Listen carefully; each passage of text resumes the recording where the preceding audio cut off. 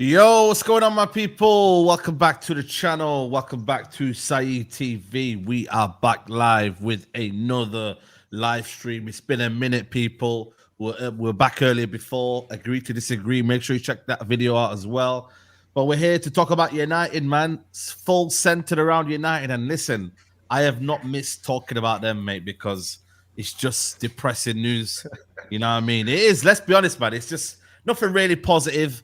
It's just reporting about Ten Hag and whether he should be sacked or not. And like, I'm just kind of bored, innit? You know, when you're just kind of bored of that talk, man. And I feel like the media just trying to play on it the whole the whole international break. And I'm like, listen, action, mate, action. I need action, not words.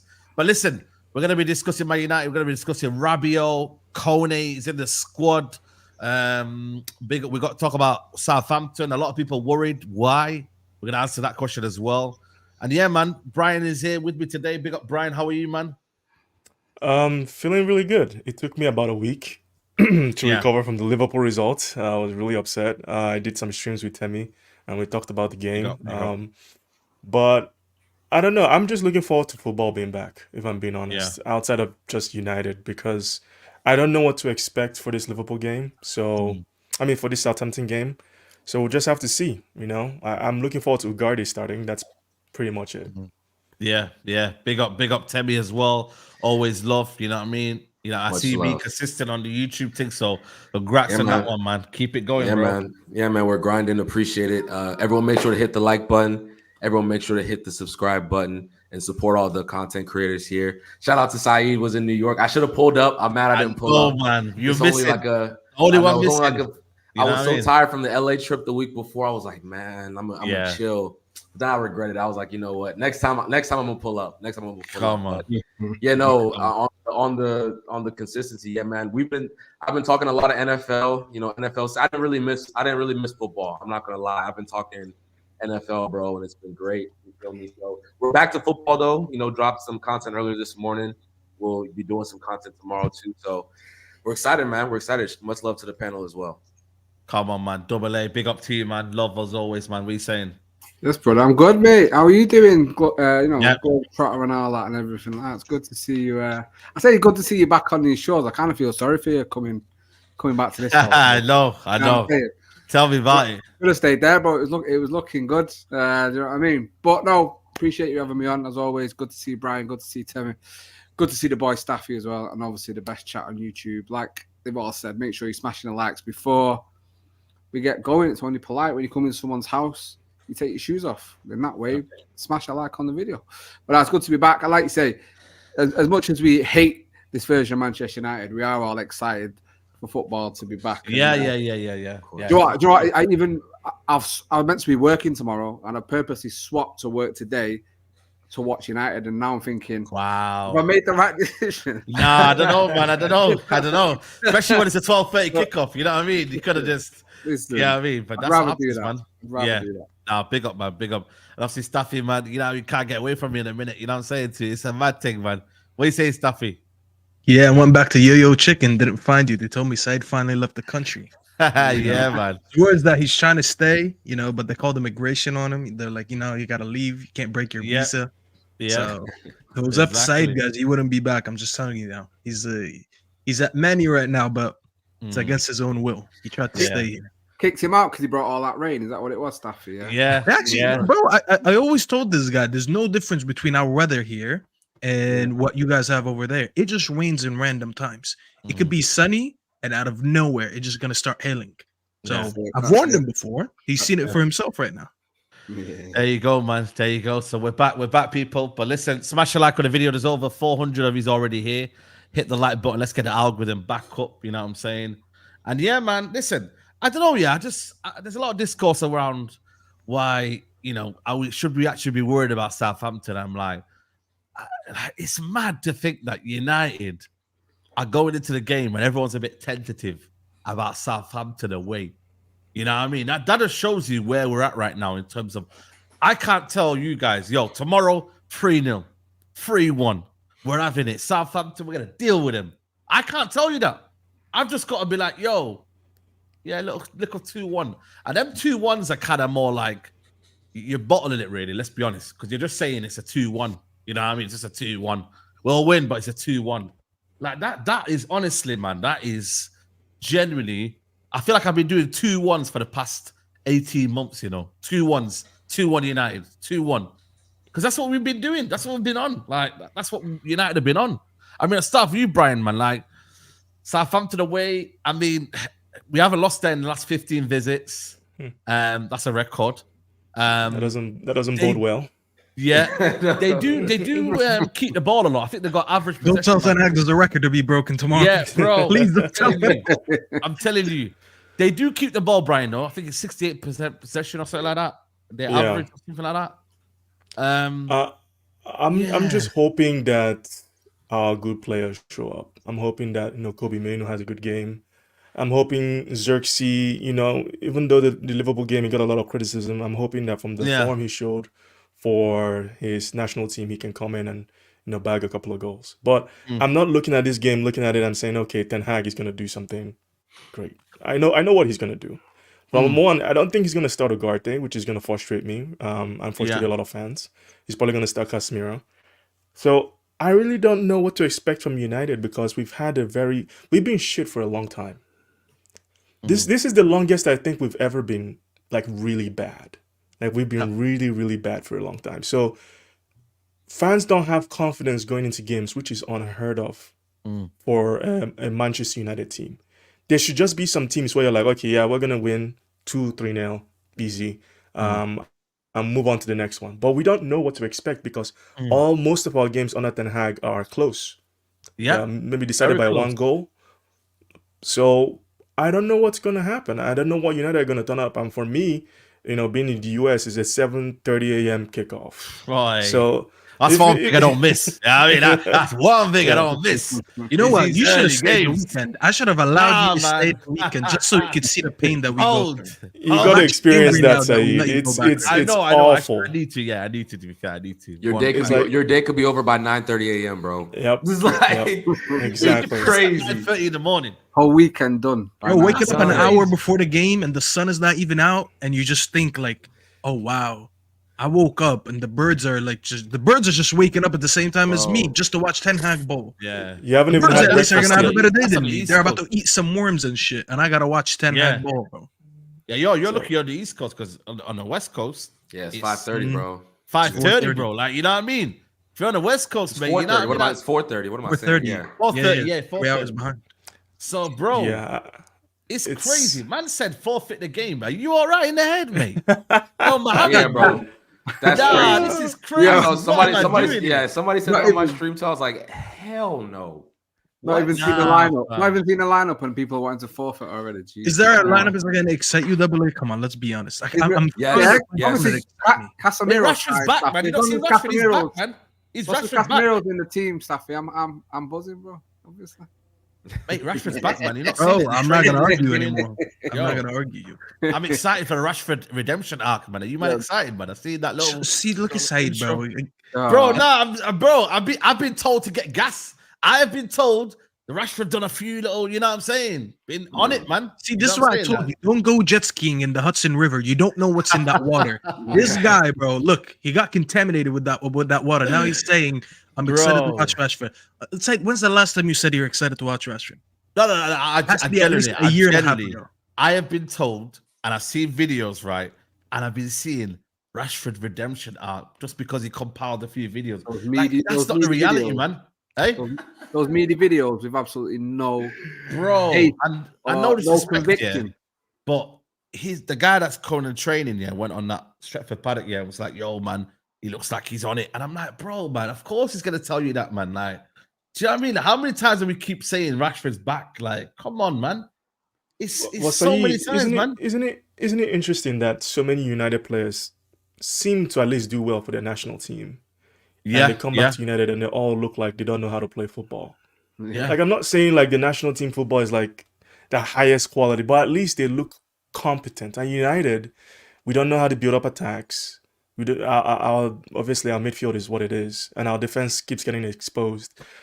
And people want me to give the manager time, and I'm Yeah. like, what time? He's on borrowed time already. Like Yeah, we are word, going into word. Southampton away, and none of us are confident. No. Facts. Like, what are we doing here? Like, it's not even about the money. It's the fact that he's built a team with players that he wanted, like most of the players he wanted, and he can't get a tune out of them. What else?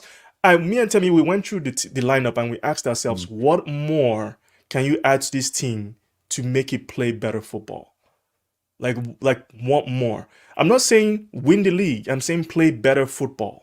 You might, okay, let's change Casemiro out and put another DM in. Is that it? If that makes zero sense. Like, if your team can't play good football with what it has right now, it's never going to. It's just never going to. No. So I don't know what else people want. What are you looking for with it's just not gonna. People are expecting this 360 flip. Because of what happened with Arteta at Arsenal, they are so confused with what happened with Klopp at Liverpool. But Klopp at Liverpool, from the get-go, he had whatever bombs he had on his starting lineup playing the way he wanted. Facts. You know, Arteta built up to a point where he had this team he wanted, and he changed his system and played the same way. Ten Hag came into United, he played the 4-2-3-1, changed it, went to this 4-3-3 system. I don't even know what he's trying to do now. It's like a mix of everything. So we're not built with, there's no steady progression. This is the plan I have. This is what I want to end up with. It is, I'm just chopping and changing, because every time he tries to play his way, we get battered. Facts. It started from the first season, and I don't know what people are waiting for to see. Like, what else do you want to see for you to be convinced that this guy just doesn't work in the Premier League? And his system has been called out before. Like the likes of Ruud Hewlett called him out on his system in the Champions League. I said, listen, you're playing too open. And Yep. Ten Hag said, nah, this is how I want to play. So I don't know how else people want to tell me that we're going to play a different way. I thought the defensive line, the last little hope I had was when we had Martinez and De Ligt, we will play higher. Yeah. That was my last bit of delusion. I was like, okay, Yeah. we'll play a higher line. Does not happen. That's why for me, that's the last straw. He wants to play this way. You know what, Brian? What you said earlier about the Liverpool game. I think this is why I didn't do content for over a week. I've been doing YouTube for over a year. I've never took over a week off. I think I used Saeed coming to New York as an excuse to just not do content. I'm not even joking with you. Thanks. Bro, Arne Slot came in and embarrassed him in his third game. Yeah. He's It's only crazy. been in the country for 3 games, and he embarrassed him. And you know what? What really makes me upset? He embarrassed him with simple tactics. I don't think anyone looked at Arne Slot and thought, what a mastermind he is. Oh my God, what a game plan he put.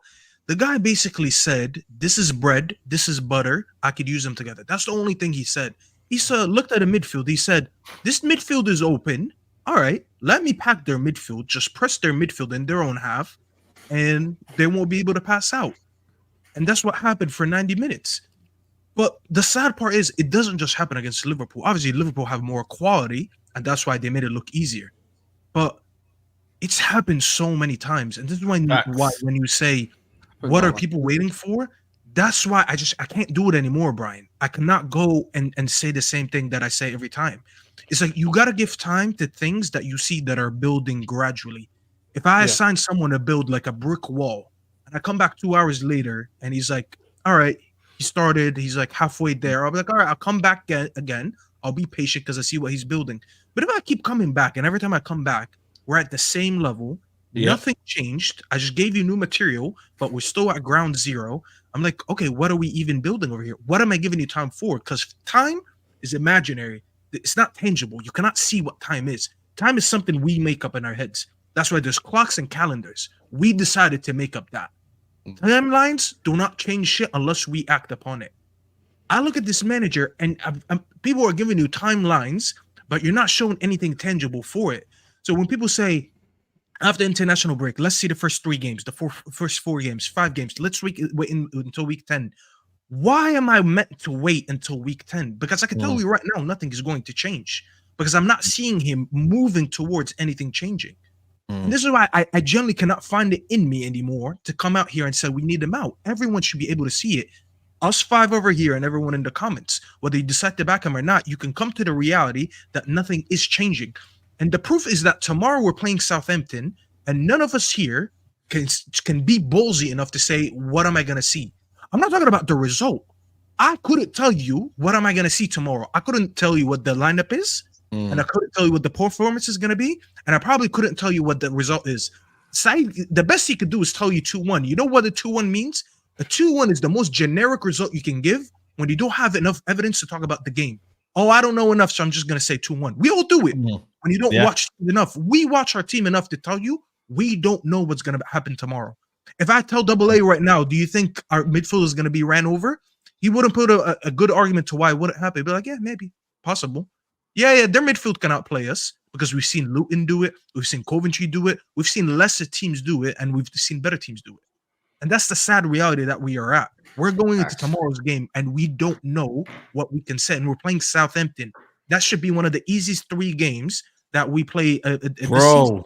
And if they lose that game tomorrow, I think that's a record. Pack up the season. No, if they lose tomorrow, if they lose tomorrow, they could be the first side to lose their opening 4 Premier League fixtures in 3 separate seasons, previously doing this in 1998 and 2012, 2013. They have made a league high 4 errors leading to goals. Yikes. Southampton have gone 15 league matches without a clean sheet since a goalless straw at Old Trafford 18 months ago. Wow.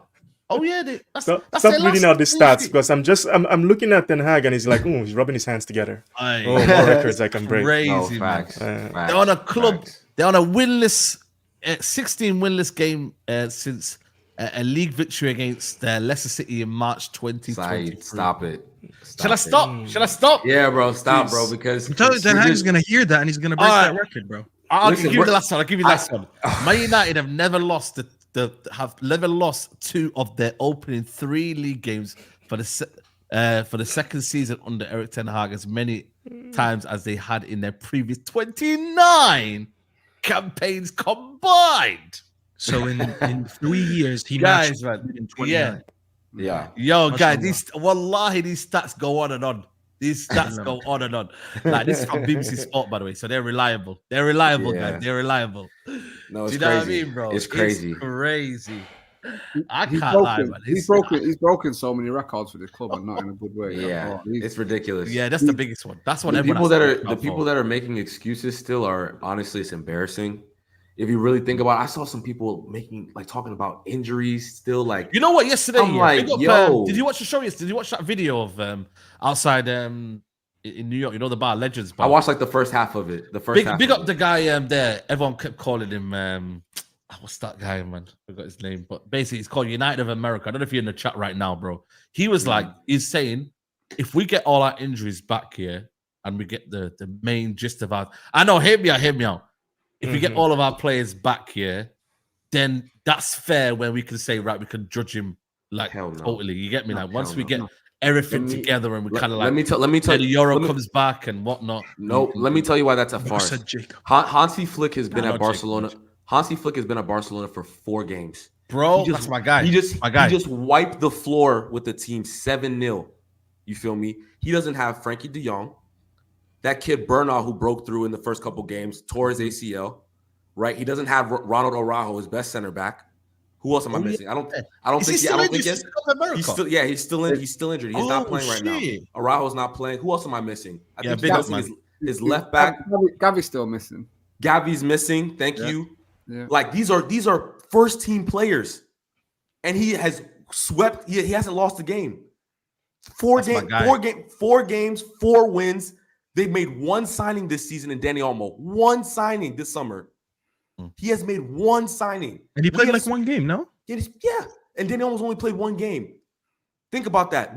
Eric Ten Hag has spent over 600 million pounds, and people are talking about injuries still.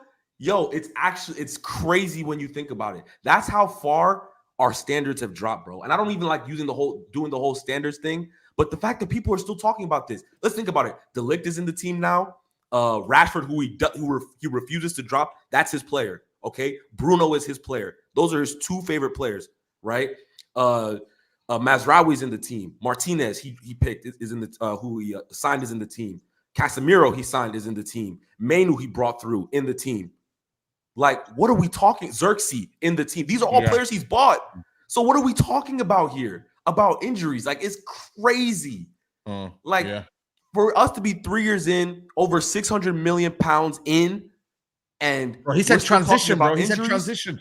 We're still talking about injuries. We're not even talking about winning the league. Nothing. We're talking about just playing like respectable football, like where we're not embarrassing. You know what? Let me ask you a question, man. It's crazy. If we played good football under Ten Hag, and we weren't getting the results here, I think a lot of us would be a bit more patient, And I know it sounds crazy, but I would be more patient if we were playing good football and it weren't quite coming up, but you can see the plan. You can see first season Ten Hag was going. Literally the first season. Yeah. Like the first season, he balanced the team out. We had a balanced midfield. We weren't scoring a ton of goals, but we were keeping clean sheets. I was looking at it on my channel the other day. Like, we went on multiple unbeaten runs. I'm talking like 11 games unbeaten. 9 games unbeaten. We were a hard team to break down. Yeah, we were a hard team to beat. Like, listen, that's where you start. Like, we're conceding goals left, right, and center, and we're not scoring enough goals. Everyone says our attacking players are good. We don't score goals. So it's like, what can we take from what he's doing right now? That's okay. This is something in the team that's going on. We're doing well. We're relying on the individuals, Temi, and that's the sad part that people don't want to realize. When people sit here and they make the argument of injuries, let's just say this is true right now, okay? Who's injured for us in that Liverpool game? You had Mason Mount, Luke Shaw, and Lenny Yoro. Let's be fair, we all rate Lenny Yoro, but the kid hasn't debuted yet. And I'm pretty sure most of us would say if Lenny Yoro didn't play, Luke Shaw ain't a start for me now. Mazraoui, Shaw, no one rates, and Mason Mount, no one rates. So Yeah. let's not talk about them. Let's not joke about this one, okay? The fact that we're sitting here, and these people who make that excuse, by the way, they expose the manager even more, because top managers should not rely on individuals. And I'll tell you what, these same people will sit there on Sunday, clown Arsenal if they lose to Spurs, even though they have two major absents. They have Odegaard out and they have Rice out. These same people will not keep the same energy. I promise you, Saeed, if I keep a tracker on these guys and I go and look at their Twitter, they will all laugh at Arsenal if they lose, but they will not keep the same energy when it comes to their team. Our team is reliant on individuals. This is why when people say you won the FA Cup, go and look again how we won the FA Cup. We won the FA Cup regardless of tactics. We stumbled into a team that we had to play in the last 4 games, where it kind of balanced itself out once we took Casemiro out there and we put Amrabat.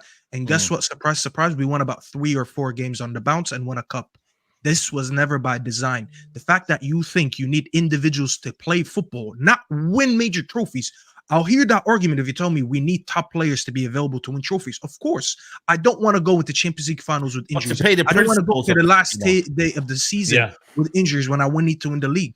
But to play simplistic football, we have been outplayed by teams that are less that have less infrastructure than us, don't spend as much as us, and they don't have as quality players as us.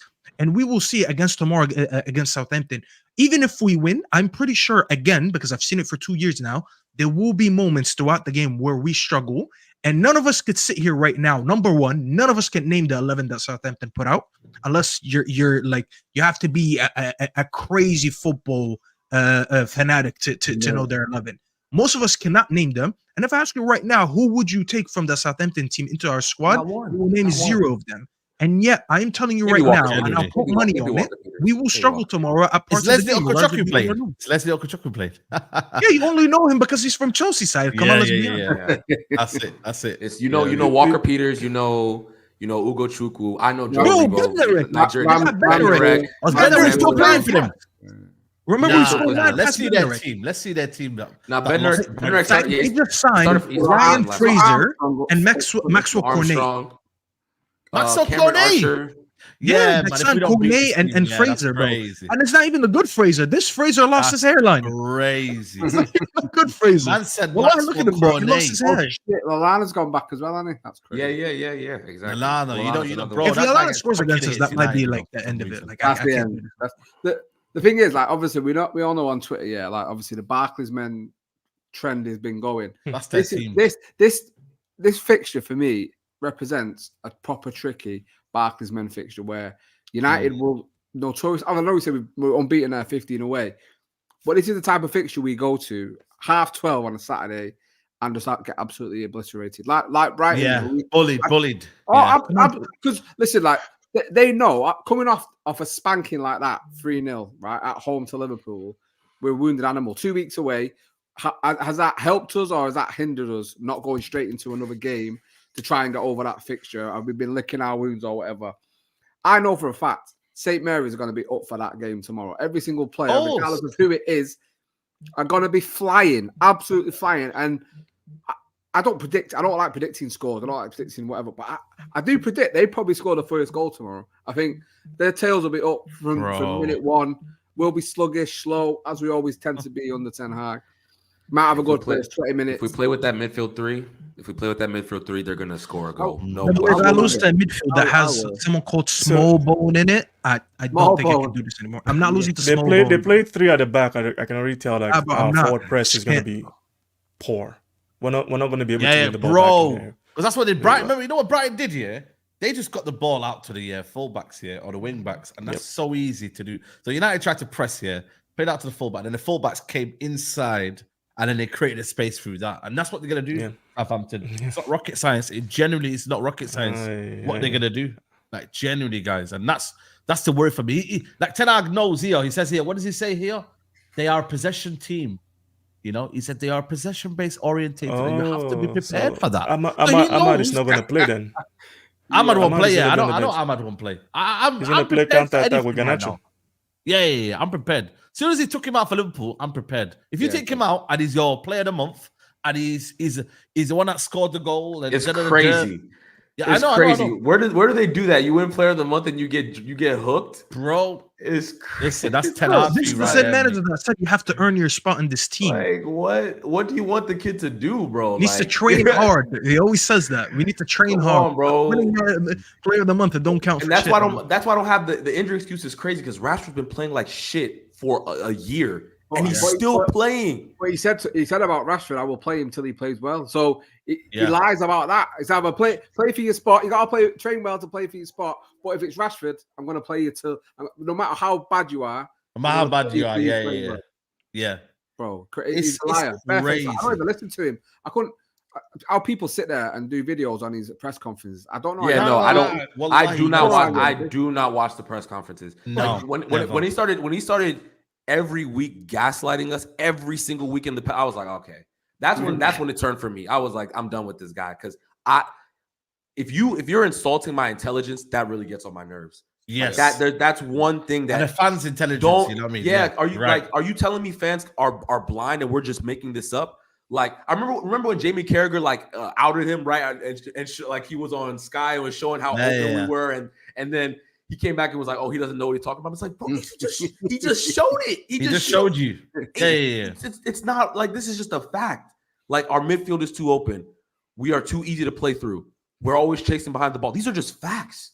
We don't score enough goals. Fact. We concede too many goals. Fact. Like these are just things that are objectively true. Yeah.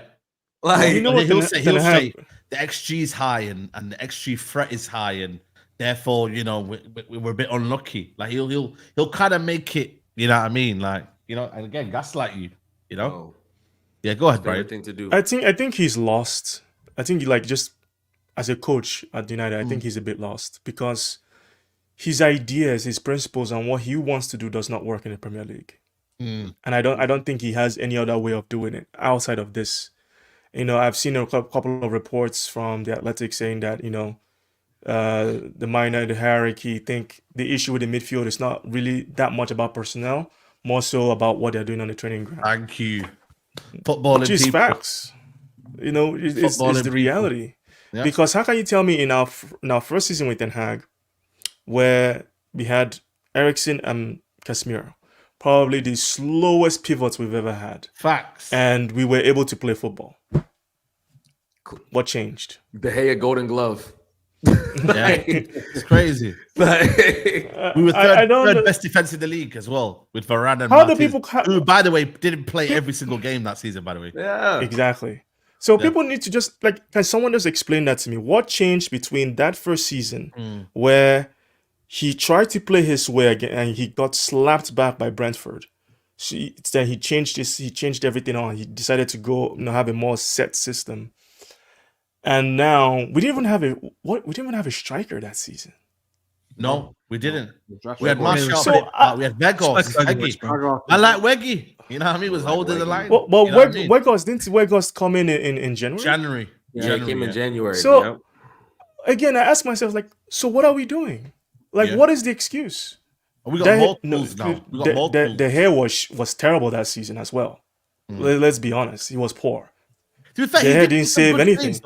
He had a negative 5 goals prevented side. Come on. It was a wash. He was throwing balls into his own net. But there was certain games there where he made the West Ham game. West Ham, there was another game as well. Leicester. No, he literally ended the season with negative goals prevented. He won the Golden Glove. No. The end of the season, I can't lie to you, he was trash. Oh, he was horrible. I'm talking about that period of that Sevilla game. Was enough for me, bro. Yeah, remember when he miskicked the ball? Yeah. No, but I think there was a period. You know what? That period between January, or was it December? December until March. Yeah, the defense and David De Gea were solid. We're good, yeah, solid. But then solid. He just making mistakes, but he made some big saves too.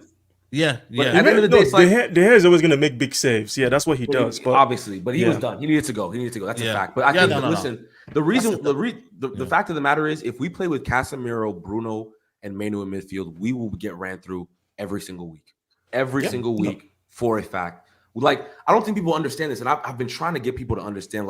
Our balance is so off. We play with 3 forwards. You feel me? A number 10, and then Kobe Manu who likes to get forward. We're playing like it's like a 5-a-side. It's actually crazy. We're playing with too many attacking players. Like, you need to balance the side out. The midfield needs to be balanced. As bad as Casemiro has been, no midfield, no one, even prime Casemiro can't cover that amount of space, right? We need to balance the team out. We need to balance the midfield out. All right, if you want to play Bruno Fernandes, you might need to drop a winger, okay? If you want to play a front three, you might need to drop Bruno. Like, you can't just have all these attacking players and think we're going to be compact in midfield. It just doesn't work that way. It's never been the case. You need midfielders who understand where they're supposed to be, sense danger, know to stay behind the ball, right? Like the basics things in football that, like, think about Pep. People think, oh, Man City's an attacking team. Bro, they play with 4 center backs, a DM, and then some midfielders who understand team shape. Like, that's why they're so difficult to play against, and they keep the ball. You feel me? Yeah, counter press is probably the best in the world. And Ten Hag thinks he can play with a 6 in Casemiro who his legs are gone. I feel bad for him. His legs are gone. But give him a chance, right? Then you play with Kobe Manu, who his defensive awareness isn't great, but I think likes to be on the ball though as well. Right, and he likes to be on the ball. And then you have Bruno, who's just essentially a second striker, masking as a midfielder. And then you have 3 forwards. He'll be playing higher than Xerxes tomorrow. Yeah, it's just it doesn't make any sense. Big up Rabiot, and he said, man, are stressing over bottom place Southampton. Ya Rabbi, please never put me. Wait, don't pick this guy up. Ramadan is a fraud. Ramadan is the first one to criticize me when I say something about Ten Hag. But now he's saying Ya Rabbi. Ya Rabbi. You're the one who makes fun of us when we say that. And now you want to say that. Nah, bro. Bun this guy. Don't shout him out again. Yeah. By the way, there's 1,000 people in the building. Make sure you get the likes up to 500 likes, people, ASAP. Get them likes up. Diego Dallo speaking to TNT. He says, we want to be really high pressing. We want to be really dominant with and without the ball. I feel like a team, to be really honest, comparing to last year. I mean, I don't know. It's the way we attack. The way we attack is just ridiculous. Like, I keep thinking about it. Like, I keep thinking about it. I'm like, we attack with so many players, but none of them are close to each other. It just makes zero sense what we're trying to do. So at the end of the day, like, it doesn't even matter what personnel. Like, people wanted Man United to sign Onana, and I've watched Onana this season, and I'm like, this guy in our midfield, his defensive intensity is not really good. It's probably around Kobe Mainoo's level. People don't see that, but he's very, athletic. He can, he has long legs and all that kind of stuff. But people don't see it. Watching for Belgium, and one of the goals they conceded, his press to stop the shot was ridiculous. It's the kind of stuff you see McTominay do. It's not about the personnel. It's about the system that you play. You see Onana playing for Aston Villa. They have McGinn playing, I think, left mid, an additional midfielder. Like, what are we doing? Why doesn't our coach see that he needs to be compact? He needs to be harder to beat. We have quality players that can create against any team, right? So why then do you need to play 6 people going forward? What are we doing? It's not like I see we're destroying teams. It's like we're not doing that. So we're what's the point? Enough goals. And I think when people hear that, Brian, I think people are gonna think like, oh, you're being too pragmatic. It's like, no, we need to figure out how to control the game first. Yeah. And then we play. We have no control at any point in these games. And even when we're on the ball, like Brian mentioned, there's too many people far away from each other. The buildup is slow. There's just nothing. There's chances aren't being, and that's why people think we need Bruno. It's like, who's gonna create the chances? If we control the game and have more midfield players, you're gonna create chances organically. If you're thinking, listen, if you think to yourself, oh, we're not gonna have X player who's gonna create the chances, bro, you're thinking about football the wrong way. Wrong way. You're just thinking about football completely wrong. If you're thinking, oh, we need Bruno to create chances, we need Højlund to score goals, we need Rashford to score, like, you're thinking about football the wrong way, bro.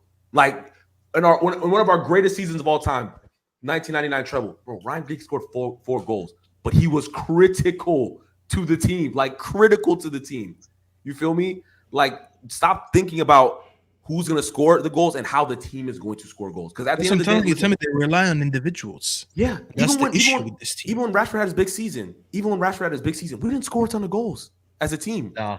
Like, 58, 52. 58 is not good. That's not a good return. Like, that's not a good return. He just scored the lion's share of them, yeah. Yeah, Man City scored what? He scored 17 goals last season. Yeah, that's crazy. Man City He and needs Arsenal one scored goal. 80. Yeah, You know what I he's mean? promised the kid, and you know the comments were David, nasty, man. Can't even spell his name right, and his name was in the video and that. Like, No written. way, no See, you way. spelled the kid's name wrong. Nah, is that? the comments were moving crazy though. They were like, "Yo, man," the kid was like, "Yo, can you celebrate?" He goes, "I'll celebrate for you in it." And then they were like, "Yo, I don't know when that goal is, man. That's not gonna be for a while." Yeah, man. So, yeah, the goals are a problem, but Xerxes was balling out for the. And listen, international football is different. Yeah. I don't like to compare international football to club football. It's totally different football. But you could see, like even Kobe Mainu, like he wants to get forward with the ball. He doesn't want to stick and just sit. You know what I mean? He wants to get the ball, tick attack. You know what I mean? Like movement. You know what I I'm heard saying? he And had 0 tackles in that one game. yeah, zero tackles. Zero That's meant tackles. to be a very physical. He had to do 10 for us. Yeah. He did 0 for England. And people don't think this is a systematic issue. It's like, if you, I don't know what more to throw at these people to get them to understand. That's what I'm saying. I at this point, I just given up. Numbers don't lie to you. Maybe I'll lie. Maybe AA will lie. But numbers don't lie. When the numbers are in front of you and you're midfielder, I'm just saying maybe AA. When the numbers are in front of you, that Mainu was in a team and he played well without engaging in any tackles. 0. Why is he making 10 tackles a game for me? And people celebrate. I'm like, oh my God, look at him. We're like, no, that's not a good thing. We're treating You shouldn't have to make these amount of tackles for the midfielder that you are.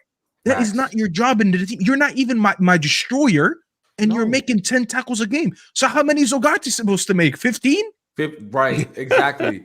They don't get it, bro. It's so simple. If people think that we're gonna swap Ugarte for Casemiro and it's just gonna be we're gonna be balanced, bro, you're in for a treat, bro. You're in for a treat.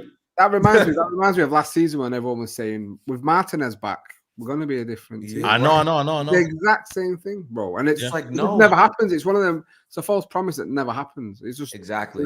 I'm not even putting any pressure on Ugarte to come in and change anything. That's what I said. I made a tweet. I said, "Yo, I know he's going to become a scapegoat now because people are going to expect him to be."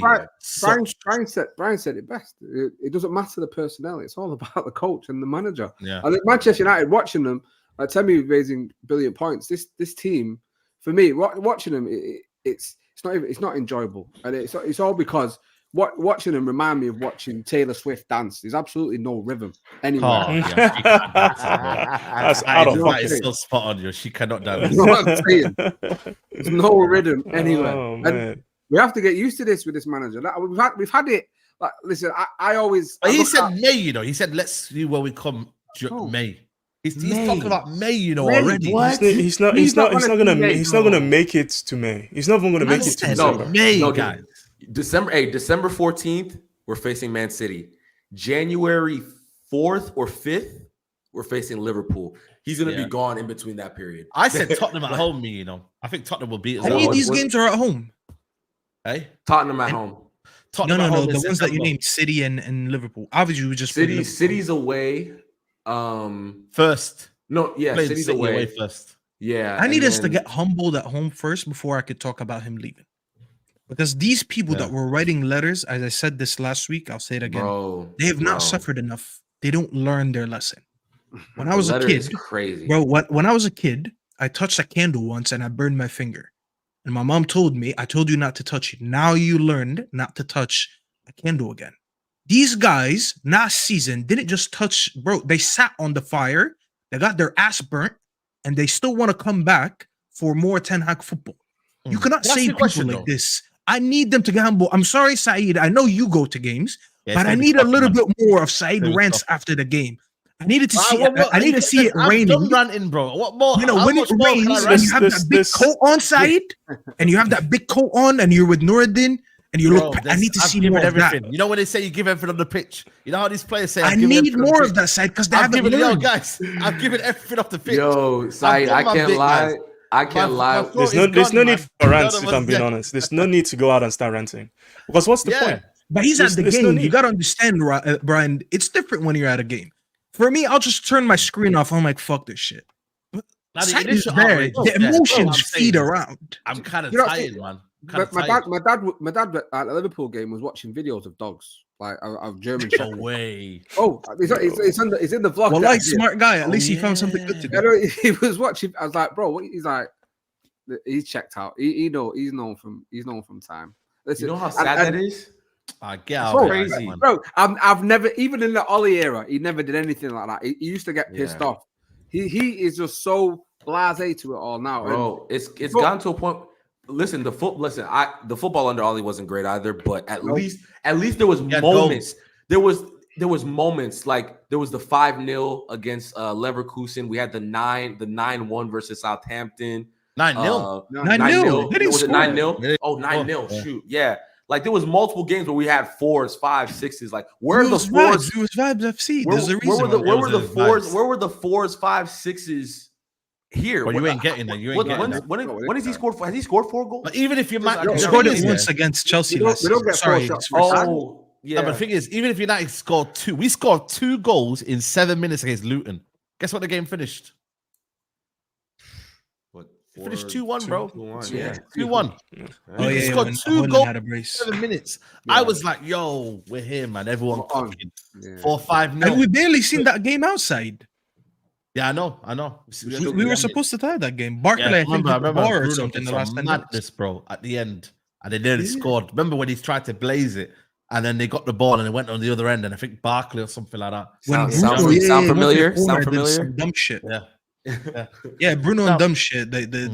You've heard that a lot in his career. Hand in hand. Let's quickly touch on and big up to Suj as well for the super chat. Big up to you, bro. I appreciate you, man. Get the likes up, people. Rabiot, I don't know about this. Is it actually true, these rumors, or are they actually fake? Like, because I don't know. I seen something on Twitter. Is it actually true, the rumors, or are they just the mum trying to just force it onto United? Oh yeah. What? No. But you get it, like you get me. Like, What do you mean by that? What? No. What do you mean? What do you see what I'm trying to say? Like, it's like, Please take my son. Please take my son. Yeah. yeah. I think they're trying to kinda get. believe it. Yeah, I think they're trying to get him to. Well, the mom, who is his agent, I guess, is trying to get him to United.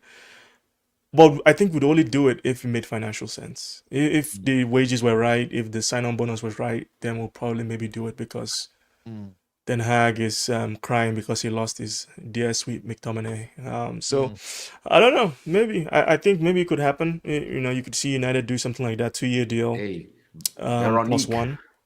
So Veronique, we'll see. please But make it happen. Make it happen, please. I don't. So for me, it's like I don't even get excited by signings. Like from Bro. anybody coming in, it doesn't excite me. Well, It's less about. they're just it's gonna less come. about- It's less. I don't know. Think about it. Think about it from an Ineos perspective. Like I like the idea of bolstering the squad. Like I'm envisioning this manager is going to be gone by January. That's my December, January. That's my I guess. think honestly, before then, I people Okay, keep so saying let's- that Ineos let's- are not going to sack this guy, and I'm like, Okay. if we are seeing this, and They're we're seeing seeing this like this, they're seeing it way worse. Of course. So that's It's why I'm way saying worse. this Rabiot thing is beyond Eric Ten Hag. I like Rabiot as a player. I think he improves the squad. I think he's a good squad option. Has played in big games for big clubs and performed well for most of the clubs he's been at. So I don't. This is a no brainer. As long as the price, of course, if they're asking for too much money, hey buddy, good riddance. But if the price is right, But he bring should be him. desperate right now. He should be desperate. Like, if he wants to go and play football, which he's not done yet so far, or in September, he needs to surely be coming to our demands rather than his demands. Surely, if he wants to play. After bigging up this window, Saeed, how it's been one of the best windows, to then outside when it's closed, scrambling and go and get a midfielder that we could have got for free in July. Yeah, I know. Yeah. But to be fair, it's on him, Double A. Like this one, I wouldn't put it on our club because I think he needed to. I think Rabiot needed reality to hit him that no one is going to meet his demands, and for him to stay in the French team, which I think the most important thing for him right now is staying in that French team. I think that's the highlight of his career. Yeah. So for him to stay in that French team, he's been warned that you need to get a club because by the time I don't know once the next international break. If you don't play football until then, it's going to be very hard to select you. So he's have to come down to what reality is and what people are trying to pay him. And I think his best option all along was United anyways. It was just a matter of like, no, you're not worth 250K, but let's talk about 150 as an example. So reality has hit him, if I should say. I agree with that, but at the same time, it just looks unprepared. Like why we've waited. I get what you mean. Just you should have got sort it that way and then walk away, and then don't have him after the window's gone. When with 2 losses out of 3, oh, we need to actually get him in now. It makes you But look. I don't think it depends on that, to be fair, because with Ineos's recruitment, I don't think they're approaching things panicking, because they could have gotten Ugarte at any point if they paid more, which they decided not to. So I have no issue waiting to get the finances right. We need every signing that we get going forward, unless it's a mega superstar that is like crazy levels. We need to get the finances right, because it always seems to come back to bite us when we don't. So if we're going to wait for Rabiot to get the money down to where everybody's comfortable with it, I'm perfectly fine with it. I don't like the losses. I don't really feel those losses in that way. Recruitment is something that's supposed to be long term, right? The coach supposed to do what he needs to do to get results now. Let the people who are going to recruit long term, like what probably going to touch on the Kone that we just added to the squad, stuff like that. That's not a problem. But Ten Hag is here, so that's what's probably making everything look more worse than it actually is, because he's not doing his job. He's not doing his job. You know what, Brian? I actually said this earlier today. Rabiot coming in, I rate Rabiot. Saeed will tell you, anyone who's shared a panel with me this summer will tell you that I actually said, let's go get him. He's on a free. Let's negotiate. Let's see how much he wants to get paid and get him in. It gives us a different element. Also, I still don't think the midfield gets fixed when he comes in. And that's two signings that we made in the midfield, and I'll still tell you the same thing. Rabiot and Ugarte are decent midfielders, depending obviously on the team and the structure and all that. And they both come in and they don't make this midfield look better. And this is why I'm even finding it, I'm struggling to get excited by the fact that we signed a new midfielder and potentially might just sign Rabiot, because I think we'll see the same deficiencies. I've never seen a Dutch manager, let alone just any manager, but Dutch manager neglect his midfield so much. I could look at Rabiot being in this team. He probably improves the quality in terms of he's an upgrade on certain people. He's left-footed. He's decent on the ball. He's decent at ball carrying. Individually, he does things well. But he's also going to suffer from the same thing that most of our midfielders are suffering from, which is the lack of structure, the lack of positioning, and the lack of planning in the midfield. This manager neglects the midfield so much that even when he comes in, Rabiot comes in, I won't get that excited about it. And I don't know, outside of this manager leaving, what is going to fix the midfield, because he's too stubborn to understand that the way he uses his midfielders can make all of them look trash. Generally, all of them will look trash playing like this. Staffy, you're right, and I think if it was left to us, we would balance. If Rabiot, in a perfect world, Ten Hag's not here, there's a manager who understands balance and team shape, right? And he would get Rabiot, get Ugarte, and move accordingly. For me, our midfield as it currently stands, Brian and I have talked about this: Casemiro, Ugarte, Manu. That is the most balanced midfield we could put out right now. Am I saying Casemiro's a world beater? No. But if you just tell him to chill out, you don't be going crazy going forward, and then you have Ugarte who acts like a Fred, who has defensive instincts and get about the pitch, and Manu who likes to get forward but still is a solid enough midfielder. Because like I said, you don't really need a 10. You don't really need a 10. You don't need a 10. You don't need a 10. Because we have three attacking. We have Ahmad who's creative. Yeah. A lot of people think Garnacho's creative. I'm not necessarily on that boat, but I think within the right system, he can do things. By keeping the ball as well. Yeah. We just keep the ball better. Yeah. So automatically we're balanced.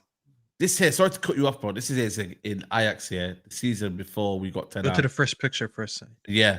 But this is where he carried the ball from. Oh my god. Yeah. And then boom. They literally, so these are warning signs, you know what I mean? Someone's saying, look at him, bro. He ran about 40 yards without being challenged. Bro. Look at it. Yeah, that's a good 40 yards with no one bothered. 3 against 3. Oh my god. You know I mean, was this the PSG team coached by Slot? No, it looks like a new guy here. Wait. Sorry. I'm thinking of Feyenoord. Yeah. PSV is I think it was Rude. Yeah. No, it wasn't Rude. No, it wasn't Rude. It was someone else. Are you sure? Are you sure that's not Rude? It can't be Rude. It can't be Rude. What year was that? So last year was what? No, you're right. It wasn't Rude. That's too far off. You know what I mean? Because I know Ten Hag and Rude played a few times. Because PSV won the cup. That's the only thing he won with PSV. Yeah. So it could have been that one. Yeah. The game I watched where PSV played, and it was, I think Ruud van Nistelrooy was manager, and they played against Ajax. physically, that PSV team were all over Ajax. They were all over them all game. That was Sangare But and yeah, they were on them, man. That's when one of the game where I watched Gakpo and I was like, yo, this guy looks crazy. Like he had them on toast. I still like Cody Gakpo. I still like Cody Gakpo, man. I like that. That's the game. One of the games I watched and I was pretty impressed with him. But ultimately, I think Ten Hag's system. Now we talked about this. How many teams in the Eredivisie have a strong attack that will hurt any team? Like how many players? Like they're not many. They're very few. So when Ten Hag is like, you ask him, he's like, you're considering all these opportunities. In his head, he's probably like, oh, it's not that bad. Teams in the Premier League can hurt you. This is not the Dutch league where you have a bunch of nameless teams that don't even have any attackers that are playing anywhere. So you can't do the same thing. So to him, maybe him conceding chances is okay. But you can't do that in the Premier League. You can't be open like this. Facts. I don't know how else to say it. Like, do people not see it? Every game, every match, open. There was a period last season where we were conceding 21 shots, 24 shots, 20 shots, 18 to pedestrian teams. Like Brentford, I think had 20 plus shots on us at last season. Brentford had 80 something touches in our box. Remember? Like these are things that should be. These are sackable these are truly sackable by game offenses. Like it's crazy to think about it. Like we're Manchester United and we're letting Brentford pop us off the park. They're creating chances, opportunities, and we need like McTominay goals in extra time to save us. Like we had an injury crisis. We had an injury crisis, and this madman went up to Crystal Palace and played the same way. And we got wrecked 4-0. It is a sackable offense. How do you do that? If you have an injury, just camp in your box. Pack the box. Like keep a clean sheet. Keep a clean sheet. You're not playing Real Madrid. Why are you what are you doing? Like it's crazy. People are I got angry there for a second. I don't know. No, it's so annoying. It's annoying, man, because you can see the problem. We're the only. No, seriously, we're the only. Like I thought about this. We're the only team in world football that plays the way we play. Yeah. Like the only team. No other team plays this unbalanced, like nonsensical system. No other team. You will not find another team where they have just three forwards, a number 10, a number 8, and a number 6. Like that, like you won't find it. Like, okay, if you play 4-3-3, maybe one of them's a bit more like a midfielder as opposed to a wide forward, right? So there's some balance, like McGinn for Aston Villa, you know what I mean? Like managers like that are intelligent, Emery, you feel me? Hansi Flick, like these managers are doing things to balance out their team despite injuries and things that are around them. Like anyone who doesn't like watching leagues outside of Premier League, go watch Hansi Flick this season. Just I guarantee you that was the guy, man. That team is not. That was the guy. That was the guy. But watch his team this season, undermanned. They're in a way worse financial situation than we are, and they're gonna be just fine. Xavi, before they sacked Xavi won a league title. Xavi won a league title. Like while Carlo Ancelotti was involved to that one, I think. Yeah, politics got involved. But think about that. Like Xavi's like he's a rookie manager, and he won Big La Liga with Carlo Ancelotti in that league. Like, you know what it is? It's just crazy to think about. You know, by the way, I was also did you know with the title talk with Ten Hag as well? Yeah, like you know, obviously Ronaldo came out and said his thing and whatnot. Yeah, but like, do you think the manager is clearly saying it on purpose that we're not ready to challenge and we're top 4 team, and then Bruno's talking about it now? Like, is that like because obviously the reality is a reality? There, I think last season he set up himself to defend himself when he was going to get sacked, because that was an option on the table. I will go anywhere and win trophies, blah blah blah, saying all this nonsense. I think he has the most fragile ego I have seen of any Manchester United manager anywhere. Any single comment, any quote, anytime anybody says something, he feels the need to defend himself, and I'm like, why? He has no media, like his media training is horrible.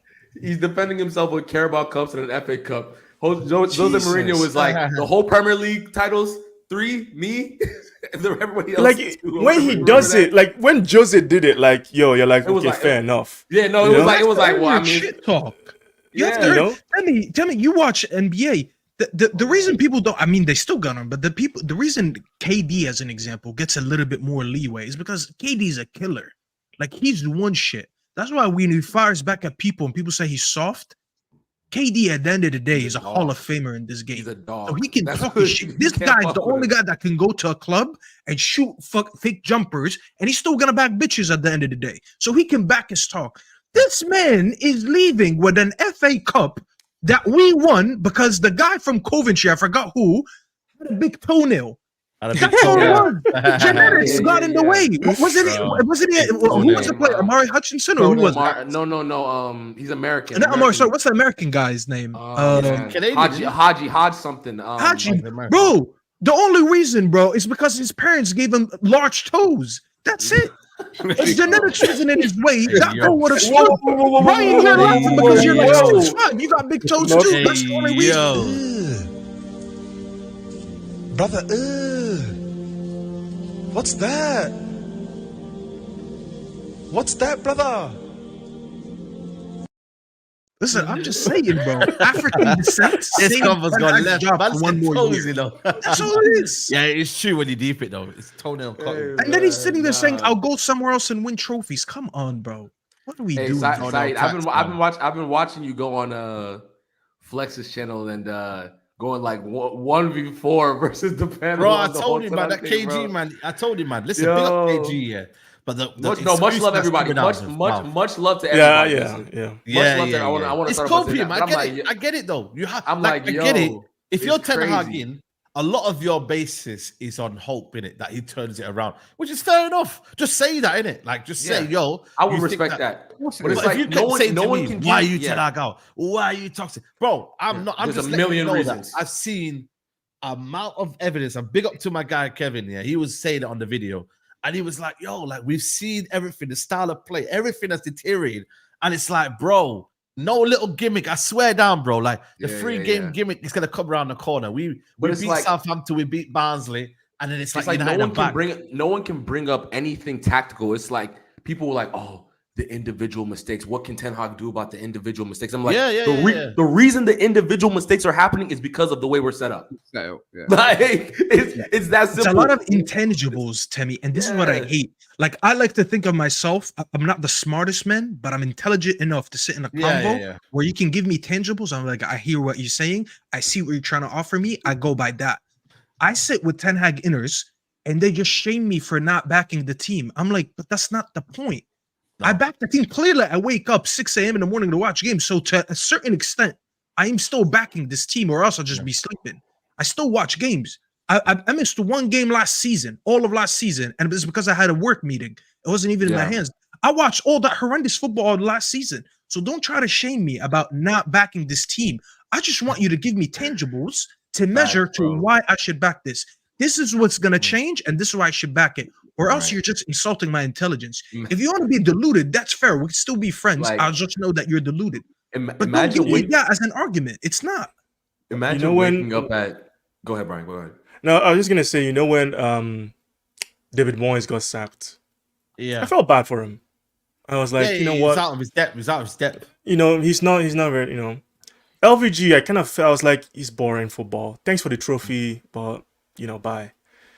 Jose one is the only one I celebrated because I didn't like the way he treated Pogba and Martial.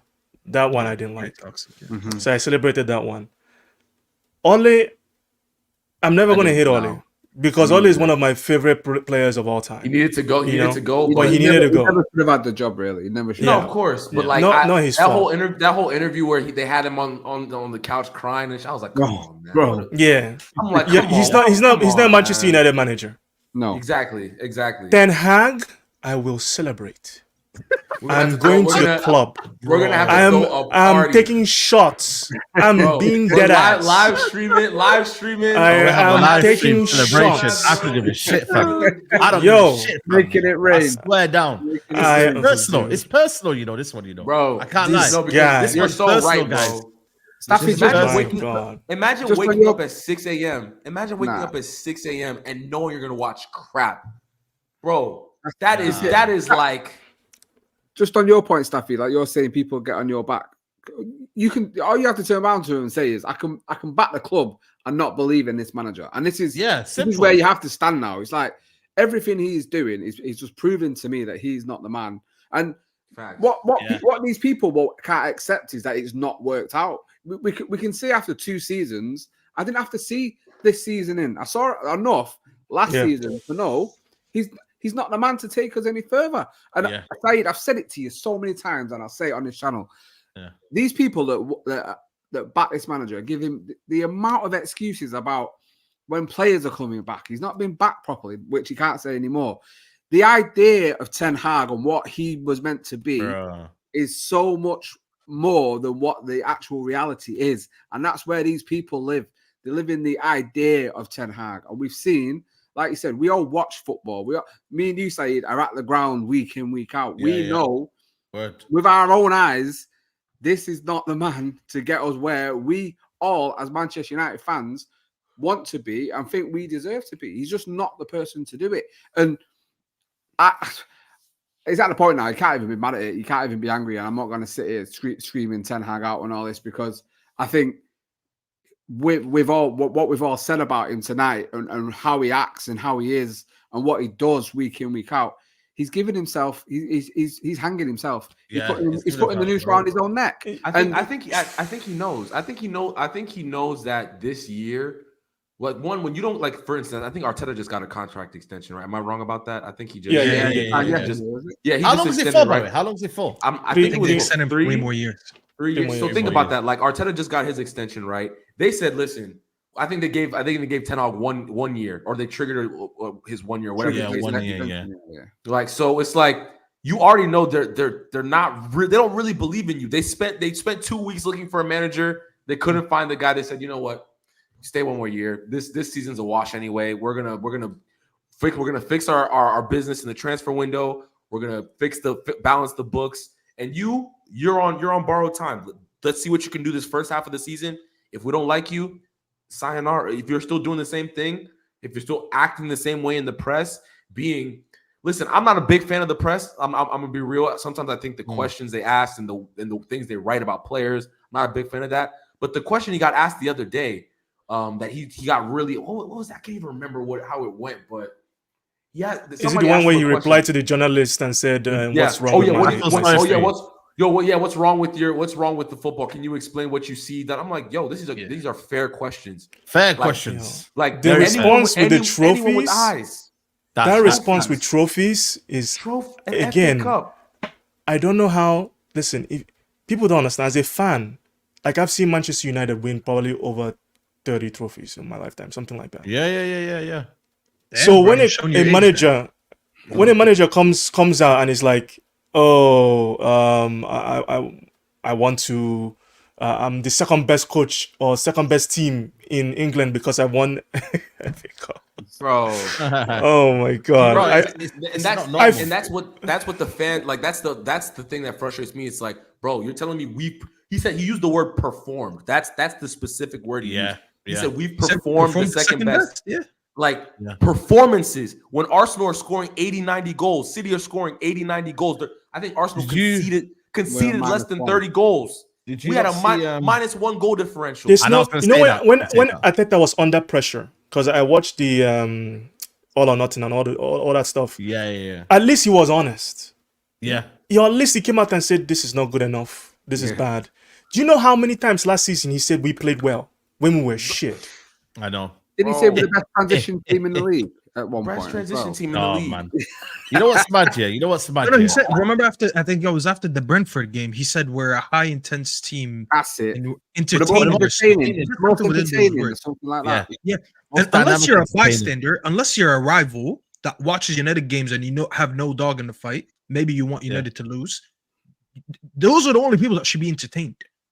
Like I would love to watch. I would love to watch United if I was a United fan, because I'm guaranteed every game something comical is going to happen, something outrageous is going to happen, something's going to look out of the odds. I'm going to see a lot of goals, not necessarily from United, but maybe against United. I'd love life. I'm guaranteed something every game. And this guy came out there and said we're entertaining. Come on, bro. Stop disrespecting me. Some of the stuff he said is almost as bad as, I'll never forget it. We talked about Moyes. The whole we should aspire to be Manchester City when we got beat up. That was a bad one. That was a bad one as well. Some of the stuff he's saying is coming quite close to how bad that actually is. Yeah. 100%. It's just not coming as quite like, you know, where he comes across. Big up Suge anyway. Come on, people. Back the Day A stream an hour long. The stream needs more likes, fam. Love for the love. Big up my guy Suge. Let's get like, we got 1.2k in the building. Big up to everyone who's locked in and showing love. But yeah, hit the like button if you can. My name is my name says, what I don't get is when they say if you don't back Eric Ten Hag, you don't back the club and you're a glory hunter. Hey, you know, it's like, you know, I talked to Ricky like 2 weeks ago, and he was saying back in the 80s when Sir Alex was going through his tough time, he's like, bro, there was tons of people who were Fergie out. Like tons of people. You know what I'm saying? So this whole myth that like I guess in the old days, everyone just backed the manager no matter what. Like it's just a myth. Yeah, it's a myth. It's just a myth. Yeah. Like if Fergie was getting like, bro, the famous thing is, he was one game away from getting sacked. If they didn't win the FA Cup, he gets sacked or whatever the case may be. It's like, so why do people think a guy who's done way less deserves this level of and spent listen, the amount of money he spent. The amount of money we have spent. That's why I didn't get the year in transition. That's what I just. That was like honestly. He's not honest, and he's arrogant, and the way he wants to. It's just all bad. I really don't see how. You know, one of the things people DM me and ask me all the time. Like, you know, I have some conversations with people about like Ten Hag and stuff, and one of the things I said is, one of the reasons why he would get sacked is because his people skills are awful. It's awful. That's one of the reasons he's gonna get sent. Yeah. He just rubs people the wrong way. Like fell out with Varane. He fell out with Varane. Where do they do that? Varane is like the most professional, low key, never gets in trouble, model professional. How are you falling out with Rafa Varane? Fell out with. I think he's falling out. I think he's falling out with Rashford. Rashford, right? Oh yeah. By the way, I've seen this new Rashford report. By the way, have you seen this new Rashford report? I don't know if it's real or not. Yeah. Apparently, he's saying that he's getting bullied and that insider claims Marcus Rashford believes football pundits and Man United legends have been bullying him. Piss off, man. Go away. So there's been some reports. If anything, they're protecting him. Go away. What to say, Mr.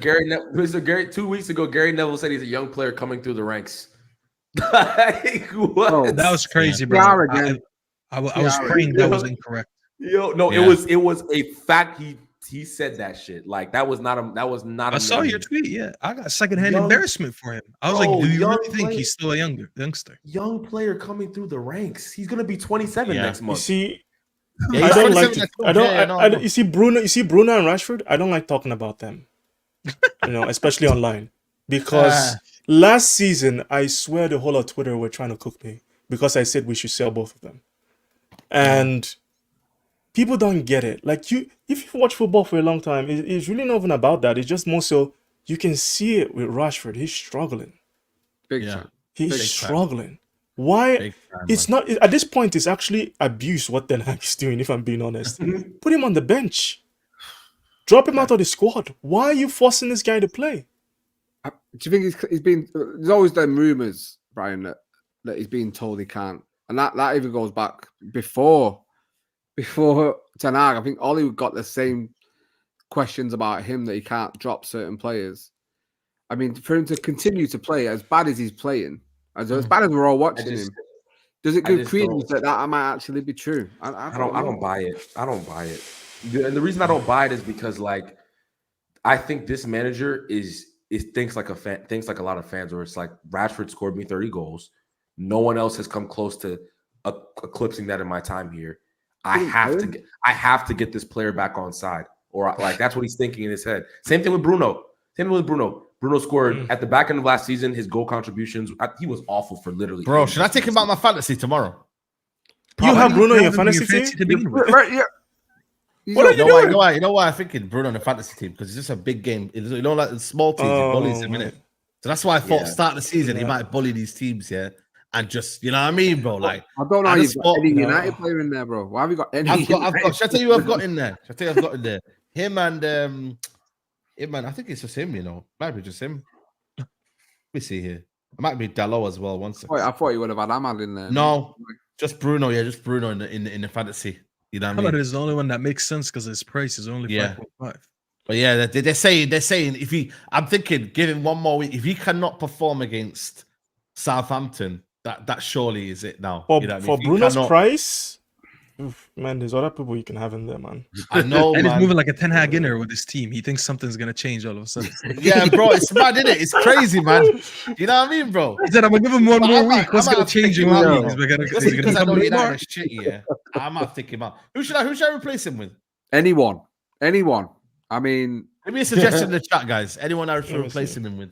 No, I actually think this is the type of game where he would get a goal contribution, and then people would start gassing. Maybe a pen or some crazy Waldy. He will score or something, and everybody's gonna be like, "Bruno is back." This is where he scores a worldie, and then he gets 10 games of grace of being shit. Like that's how it normally works, bro. That's how it normally works for this game. Yeah, I don't know, man. But you know what? You know what this game is reminding me of? When we went Burnley away.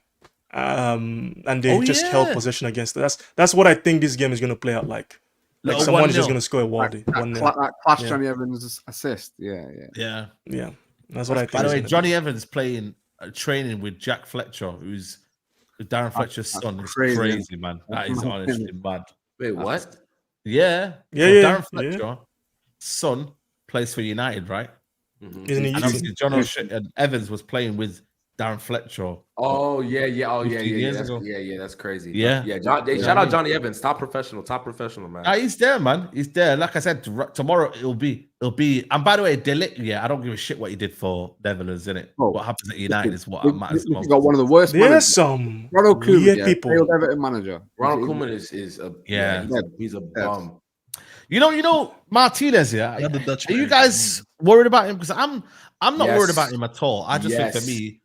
I am worried about Martinez because I said this last season and people think this is interesting. I said this last season. I said Martinez reminds me of when Man United had Gabriel Heinze. What? Nah, come on, man. He's a bit more. I'm not saying he's great on the ball, like what's his name? Because if you remember that Champions League run 07, there's some really good passes Heinze was playing. And is not mobile. This guy has lost it. Martinez has lost. Oh, that's like a half yard of pace.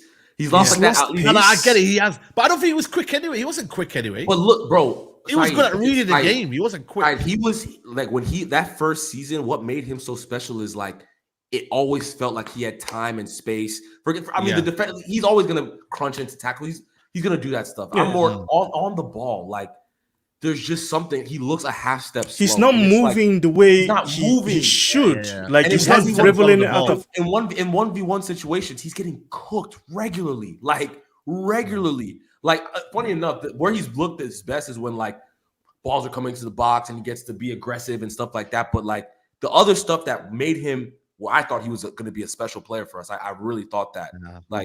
He just doesn't have that. He's not a left back for me. Absolutely not. Absolutely he couldn't be far away than more far away. Listen, I'm not. Listen, I haven't. Is he a product of the environment in terms of we're so hesitant in midfield, and that's therefore making people judge Martinez a bit more different? Because I'm sorry, part of it. Imagine this, Brian. Yeah, he's thinking if I pass to Casemiro or Mainu or Bruno Fernandes or just anyone in that front line, that ball is going backwards. So do I keep the ball? Do I keep it safe? I think there's a bit of he's not confident, honestly. And he's like, yo, I don't know what to do in this team. Respectfully said, it's not even that side. But it is, let's be honest. No, but hear me out. Last game, in the first half at least, I remember where he gave up the ball about 3 times in a row. Yeah, he did. Uncontested. And that's what worries me. Uncontested. I've seen Mainu give up the ball for the goal. But I could look at it and be like, well, I don't blame Mainu because I see where he received the ball back to the pitch. He gets pressed by about 3 players right away. He tried to protect it, but obviously he got bullied off the ball, and whatever happened. Lisandro Martinez's mistakes was uncontested, and it's his bread and butter. Let's be honest. We've signed Martinez because he's very good at specific things. Those things includes his decision making, his dribbling, and his passing. We make up for the lack of other stuff that you don't have because you're excellent at other things. Once you stop being excellent at these things, you right away become a liability. He is currently a net negative in this team because we know he's not a good one-on-one defender. We know he's not physical. We know he's not good in the air. We know a lot of his deficiencies need to be covered around his teammates. But if you can give me an excellent game, it is all worth it. Yes, right now he is. Right now, no, hold on a minute. Guys, let's use our words carefully. You are saying it's a detriment to the team. That's wild, man. Since the World Cup, listen. Follow me. He's just massively not confident in a minute. Follow me for a second. Go on. Since the World Cup, he has been objectively below average. He has been. Yeah, and I'm not blaming. It's not all his fault. I think he was good till the injury. In the cup final, he was fantastic. Everyone played well in the cup final. That everyone played well. Yeah. But again, he looks to Safi's point. He looks a half step off. And the reason I'm holding hope is because I'm saying he hasn't gotten 15 games on the bounce in like a year. Yeah. So that is my only. That even is my Mainu only, doesn't look good though. I don't think Mainu's playing good. I mean, the main one. I think the injury, the botched surgery. Having most of the year out, I think that's all a knock-on effect on him. And I think, listen, I agree with some of your points. He isn't the player that we saw in that first season. He definitely is lacking in terms of his game and in also, I think, confidence massively. And like you said, Tim, he's not played 15 games back-to-back for us. But for Argentina in the Copa America, I think there's a confidence thing, Double M. I'm not going to lie to you. This guy's, every game is kicking a couple players. Acting like big Billy Ballers. By the way, I don't like that. I hate that shit, bro. I hate that short man syndrome that he has. Stop kicking people around, acting like a tough guy, bro. How about he does that to distract? I think sometimes he does distract. No, I get it. But sometimes I think Double A, I get that, but like it plays when you're playing well. But when you're not playing well, it plays as if you're trying to distract from the fact that you're playing like shit. Like he has not been playing well.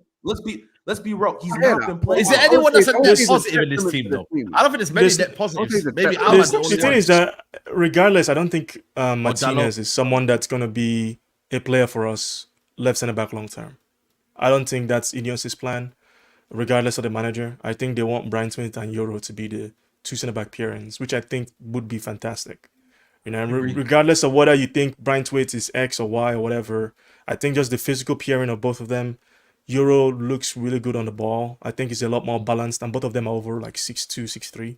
So, yeah, they want physical men. I understand United should always look to thrive, to get better, and you know what I mean, if there's a potential upgrade on Lisandro Martinez, I think every United fan would want that, right? I'm not saying, but I believe he's far down on the pecking order of problems. He's not a high issue player. He's not high on. I'm not saying he's like, oh, we need this is like top. Oh, no, but stuff is negative though. If there's one player in the team that I trust to turn it around, it's him. Of all the players, so I agree with you guys. But let me clarify what I said, Saeed. I said when he doesn't play an excellent game on the ball, he is a net negative, because I already know he's a defensive liability. When it comes to physical aspects, he does not have it, and I think he already was a hindrance. But his injuries has set him back a little bit more, because you cannot be, how old was he? 5'9"? You cannot be 5'9", 5'10", 5'8", whatever it is, and then you're not agile, you're not fast. There's so many things that he should have at his height that he doesn't.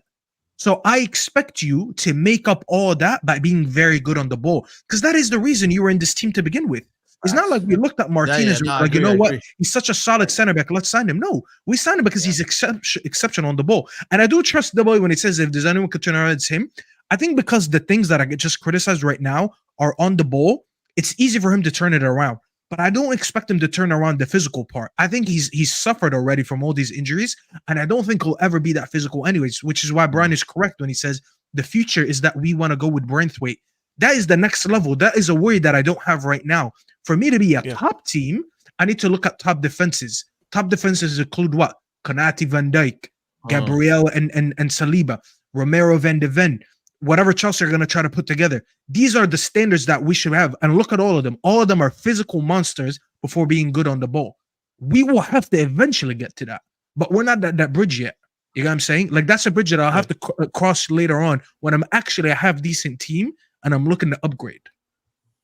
Yep, 100%. Listen, I think for me, yeah, like with Lisandro, I'm one of them. Like I've seen the flaws, even the first season. I remember the first season, I was like, yo, Lisandro, chill, bro. You don't need to go in for that tackle. You're leaving a bit of space, in between the fullback and him. There was a bit of a gap, and I was like, yo, Lisandro, you can't cover that space, bro. Relax.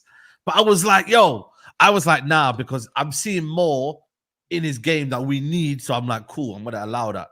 But I just really believe that this team is causing, Ten Hag's system is causing a lot of deficiencies in this team. The only ones that are looking good right now, if I'm being really honest with you, are the super technical players. And don't get me wrong, Sandro Martinez is a technical player, but I'm talking about Dalot, Mazraoui, and Amad Diallo. Even now, Kobe Mainoo's suffering in that because of the fact that he's having to do a lot of running, a lot of working hard, and it's only literally for me right now, Dalot, Mazraoui and Amad, the only ones I've seen. Okay, De Ligt had a promising debut as well, but we have to wait and see. But they're the only ones I've seen that looking a bit themselves. Everyone's looking a bit mad right now. Even Bruno is meant to be a bully boy. He's not getting his little dopamine. You know what I mean? He's not getting his dopamine right now. He needs his dopamine. He needs to know that, yo, I can't be a bad player, man. What's going on here? I've got a contract. I get goals. The one thing that people always say to me with Bruno, but he gets goals, guys. He gets assists. That's even drying up for him. So there's a lot that's going wrong right now. And it's like, we have to remain focused on the big issue. And that is Erik ten Hag right now is making everyone play bad. Don't get me wrong. The players do have a responsibility. They absolutely do. But at the minute, we're seeing so many players off it rather than on it. We are seeing 8, 9 players that are off it. That is criminal. Just it's all management. From last season, bro. Just 8, 9 players, bro. That's too many. Saeed, I'm not sure. He's so dead, fam. No, that guy is not. I don't like that. There are certain players I don't think of because I know they're just gonna get replaced. Like Onana, I don't think about him. Absolutely. Because he's when he makes errors, it's so obvious. It's all obvious. He's gonna get replaced. So there's no point worrying about Onana. When he makes the errors, I actually laugh. It's actually really funny. It's like, they just like you see his hands, it's like a Flappy Bird. Like honestly, it's hilarious to me. Hey, shut up, Flappy Bird, man. Elite game. Honestly, elite game, bro. Elite game. Bro. No, Onana, man, he is mid, man. He's mid. He's a funny man. It's okay. No, but he's my African brother, so I'm not gonna really cuss him out like that. He's hilarious. He's hilarious. No, last year I was cussing him. I can't lie, I was cussing him. Yeah, don't blame Africa. Last year I was cussing him, man. I can't lie. Tomorrow's the kind of day where Beretta Diaz, you know what I mean, and whatnot, and there's something crazy. He's honestly, man, he's really pissing me off like that on Anna, man. Because you know what it is? I like a guy, you know me in life, yeah. Like I prefer humble people, innit? You know what I mean? I don't like braggy people and people that talk too much. I don't get along with him. But this brother here is like, he's got this ego up here. But I'm like, bro, you ain't better than Barthez or someone like that. You know he's like the manager. Bro, he's a product of Ten Hag. He's like the manager. Yeah, he's like the manager, yeah, bro. Giving it out. I'm going to take this and this and that. Bro, the best... You know what it is? Like, Onana... Again, this is another player that looked really good at Inter Milan. Right? Because they played a certain way. I see some... Joins Manchester United. But bro, I see some mad... You know what's mad about it? I see the same mistakes here I seen at United in terms of the way he's positioned. I'm like, yo, these goals are going in like mad. He's never been a great shot stopper. The reality is like he played in a team where they dominated the ball and he had space and time to pick out passes, right? So he just looked, fantastic. He looked fantastic, but he's always been an average shot stopper. We don't even use him to make those passes. Like exactly. I wait for him every game. I know it's coming. I watch the pitch, then I see Dalot make this mad run. Then you see Onana. I'm like, oh my god, we're doing it again. One game where Dalot wants to the left wing. God. I remember it, Brian. Every game, Dalot makes one run beyond the striker and Rashford to the left wing. He plays him one-on-one with the goalkeeper, and we never score from it. It's always either overhit, underhit, bad touch. No, it's crazy. It's crazy.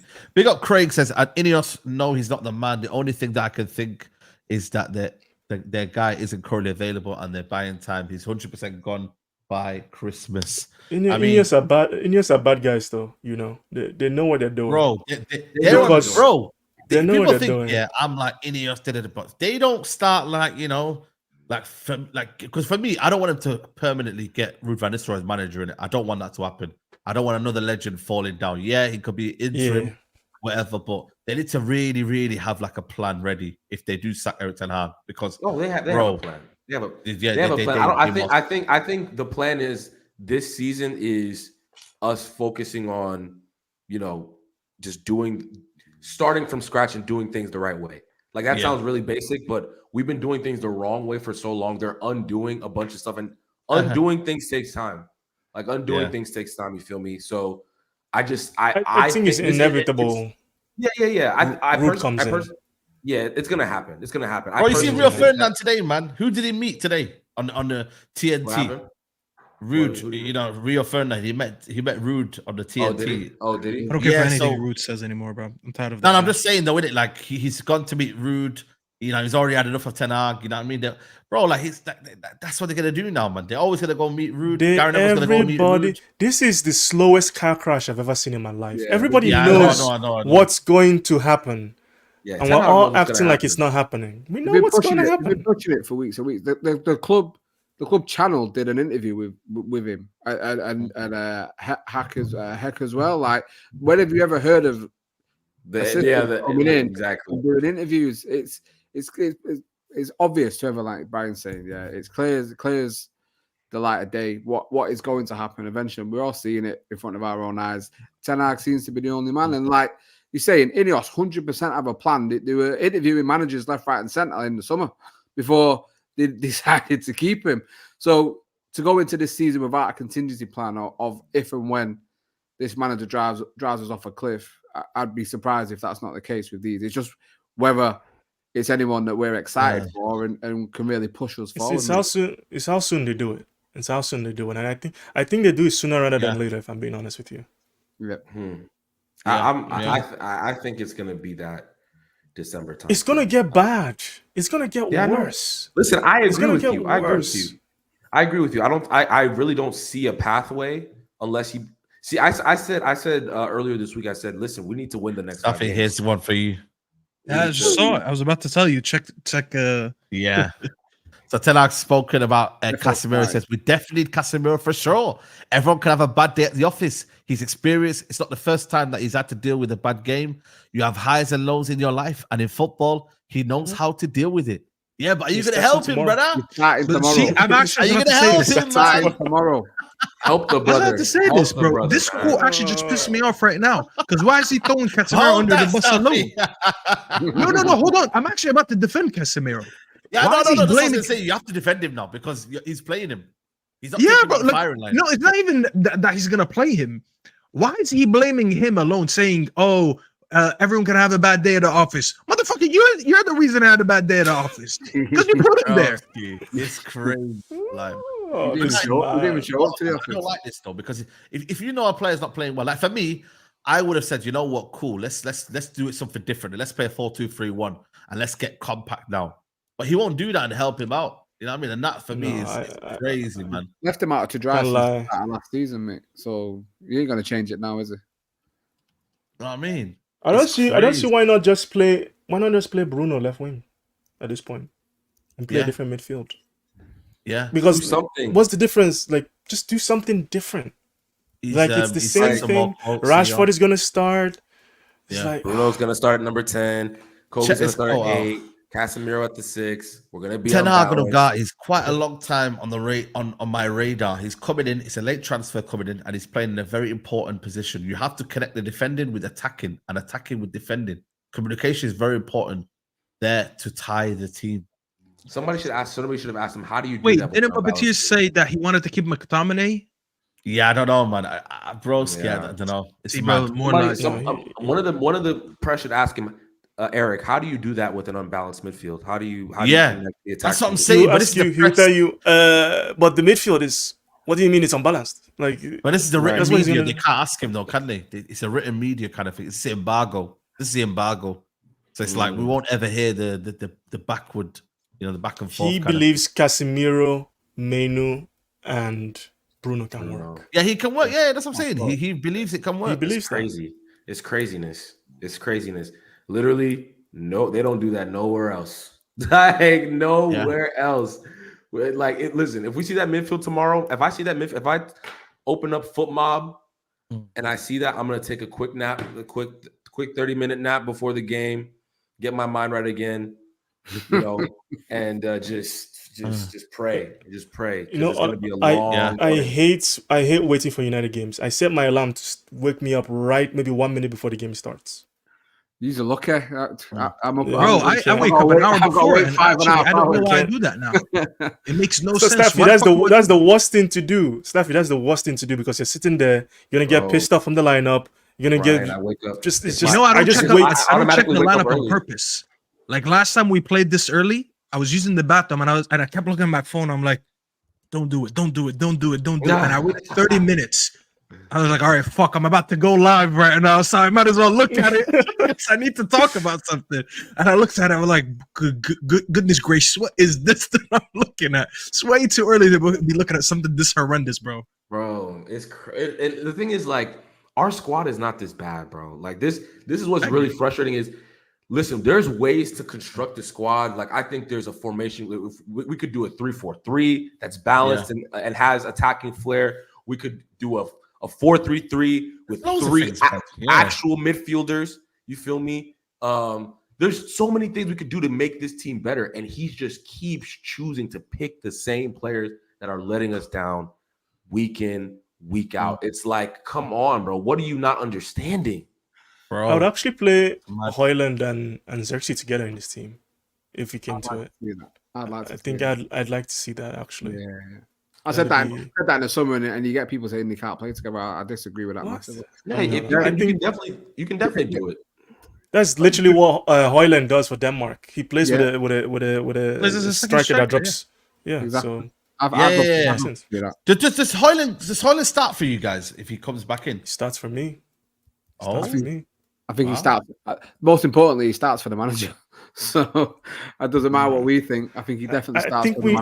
I don't like that premise though. That the guy. I always think with strikers, if a striker's there and he's been playing, don't disrupt it. Like, let him find the rhythm until it falls off a cliff and he's not been scoring for ages. Like, you know what I mean? Like, I wouldn't drop Xerxes just right now. You know, I don't think he deserves it. I think he should have that chance to show his worth to the team for sure. Yeah. I'm personally not Højlund's biggest fan, so I would bring him off the bench. You feel me? Because he can stretch a game, Højlund, man. You know what I mean? And exactly. I think again, like, he's, what is he, 21? Is he 20 or 21? Yeah, 21. He's 21. Like, there's no, but mind you, he is 70 million, like, what was it, euros or pounds? Like, a lot of, we spent a lot of money on him. So I mean, I hear that, a lot of people want him to. So I know me and Brian debate this all the time, but like, I just think like, with the way we play, we should play two strikers. I think we should play two strikers because I don't think we have the wingers. But we technically do. Look at our shape of the ball side. We always look like a 4-4-2. No, but I get that. But that's different to a Bruno dropping in that role and then coming back. He does it though, Saeed, but that's the thing. I know, but he's not going to do it though, man. He's never going to do it. Hear me out. If we actually don't half-ass something, either do it fully or don't do it. Yeah. Don't try to play a fake 4-5-1 or whatever it is, or 4-3-3, but then also in certain positions you're shaped as a 4-4-2. I would rather listen. I'm not a big fan of Højlund, but if we put Højlund and Xerxes, number one, you actually have two strikers that are aware of their position. They complement each other. And at the end of the day, I think they'll be more positionally aware than Bruno, who is low-key a 10, but he looks like a roaming striker that just roams around Xerxes. And another thing, that will actually, I mean, I would assume that this manager would have a brain to use him like that. That will mean that we'll use Xerxes a little bit more in the build-up, which is why we signed him for. And this is actually one of my concerns, and I don't know about you guys here. I think Xerxes, the first 3 games, the way we've been using him is very similar to Højlund, and that's alarming because they're not the same player. I see him lofting the ball to him a lot, and I'm looking at and I'm like, I thought that Xerxes would be what Martial couldn't be the last 2 years because Martial's been injured. But we always knew just pass the ball to Martial, the ball sticks to feet, and you do something from there. Xerxes, I think he saw the hair and he thought he has Fellaini. I don't know why we loft the ball to him. Not because he's 6'2 or 6'3 or 6'4, whatever he is. He's not we play the ball like that to him. This is how he's been using him. It's actually frustrating me. He's not an aerial threat. Sorry, he is an aerial threat in the box, but he's not an aerial target. His best abilities is the ball to feet, which is why he's actually a very good striker because he can be that but that large and can still control the ball well. And this manager hasn't used him like that yet. So I'm hoping maybe at least when he takes out Bruno, he's going to understand I can have a runner in Højlund and I can have someone who sticks the ball to his feet in Xerxes. That's what a logical manager, in my opinion, would do. Staffy, this is what frustrated me so much last season in regards to Højlund. Because I said this exact thing you're saying about Xerxes, I said the exact same thing about Højlund. How are you going to use a man, a boy, young striker, that his game is going in behind, running channels as a target man? Are you mad? He's doing the exact same thing to Xerxes. And people are wondering, oh, why did Xerxes have a poor game against Liverpool? Oh, really? You're playing a target man against Van Dijk and Konate. Bro, it's madness. Anyone who thought Xerxes was going to have an unbelievable game against them too, especially the physical dominance of, bro, come on, man. You're measuring him against Van Dijk and Konate. Relax, guys, man. Yeah, he should have scored maybe, cool.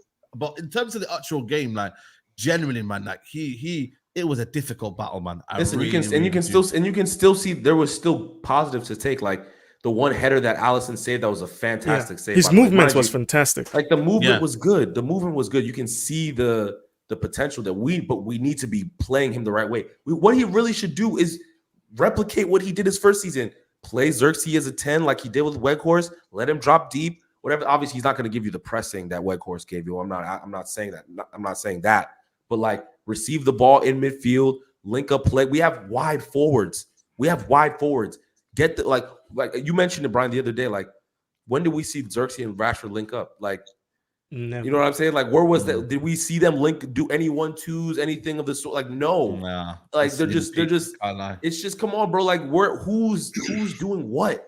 Like, it's just crazy. Oh man, Eric Ten Hag, man, please. Ten Hag with strikers reminds me of, like, there's certain women who have an idea of the perfect man, and they have this idea. This is what I want my husband to be like, and whatever man they meet who doesn't meet those criteria, the deadbeats. I don't want to know him. He has a shape of a striker, and he's playing different types of strikers and because they don't fit the role. It's basically square pegs in round holes. He's doing it with 2 different profiles of striker, and I worry because I'm already seeing what was it on the Unfiltered podcast the other day, Saeed? What were they calling him?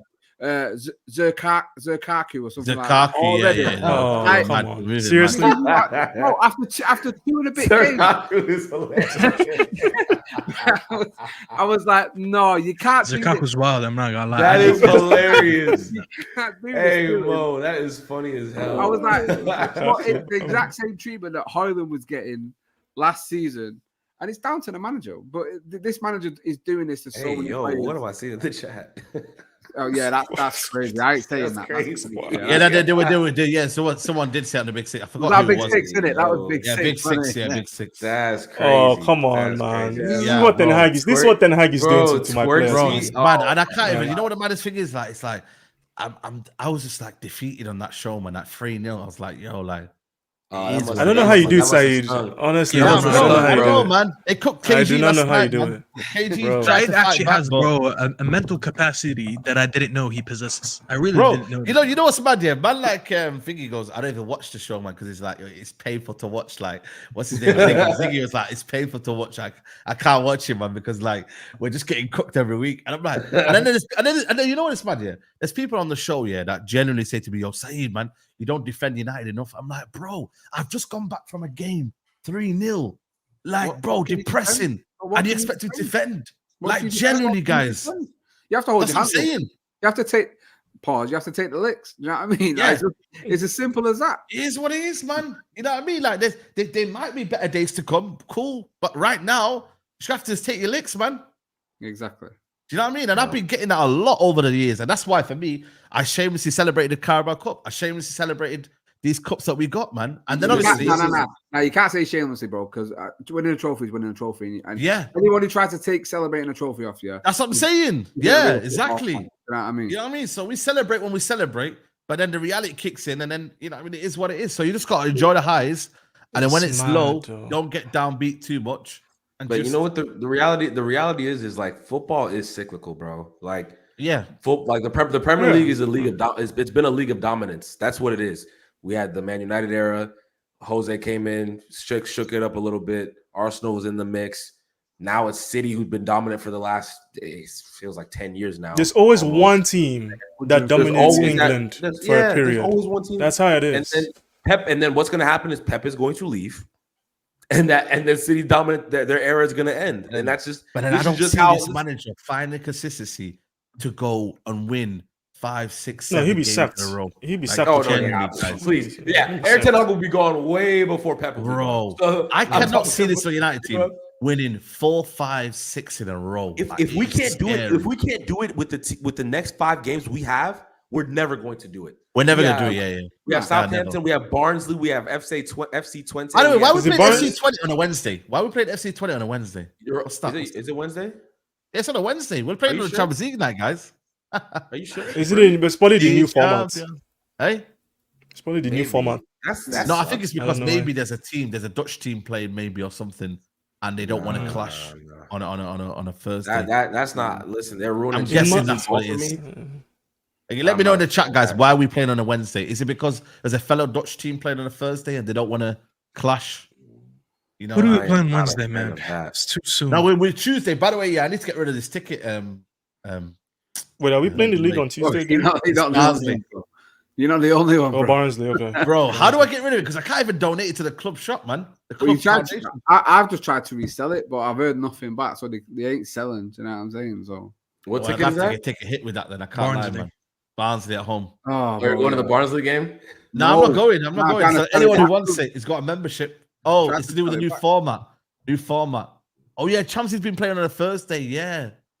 Oh, really? Crazy, man. Right. Every day could be lit, fam. Hey, that might be a fun, bro. I wish Champions League games were late at night for us, because that'd be a good night out, man. 8 p.m. Watch at a bar somewhere. Have some fun. I missed that life, Timmy, man, because I lived that life in Egypt. Because the games. I've never experienced. We never experienced that. I've never. We get to watch games while we're busy at work or sneaking around. No, facts. Literally, like Champions League games are like right at like that time. Where it's like work. It's 3 o'clock. So like work is still work. Bro, you know what's funny? When I'm on my phone in America, and then I was just scrolling through the games and thinking, but what games can we got on? And I see 11:30, 3 o'clock. I was like, yo, that ain't me, guys. See, you gotta think about that. If you want to move to New York, be careful. Games are early. Chelsea games at 3 o'clock. Like the Chelsea games are even still early, 3 o'clock. Crazy. Yeah. The Chelsea versus Bournemouth. If we get a game at 3 o'clock, I'm living like 3 o'clock on a weekend. Exciting. Oh, I'm kidding that day. Oh my god. To be fair, I hate it when it's United, because if we lose, then I'm going into the week with a loss on the head. Yeah. Early and late, last game, everybody's watching you. Everybody's played their games. Then it's like United hate session on full late blast. Sundays, Brian. Late Sunday. That's 12:30. That's 12:30. Oh no! Oh bro, no! You know our record at 12:30. When's the last time we won a 12:30 kickoff? By the way, anybody know? Remember, bro? Like generally, apparently there's a bad record. Apparently, don't we have like 5 wins in our last 17? Anyways, we should be. Let's be honest. Why are we even complaining? We should be used to this. That's mad stat, man. 5 and 17. Say that again. 5 wins in what? 5 in the last 17. Yeah. Ain't it 80 because we lost to Liverpool, isn't it? I don't know. I'm not gonna lie. I don't keep up with these records no more. If I want to live life, I cannot keep up with United records anymore.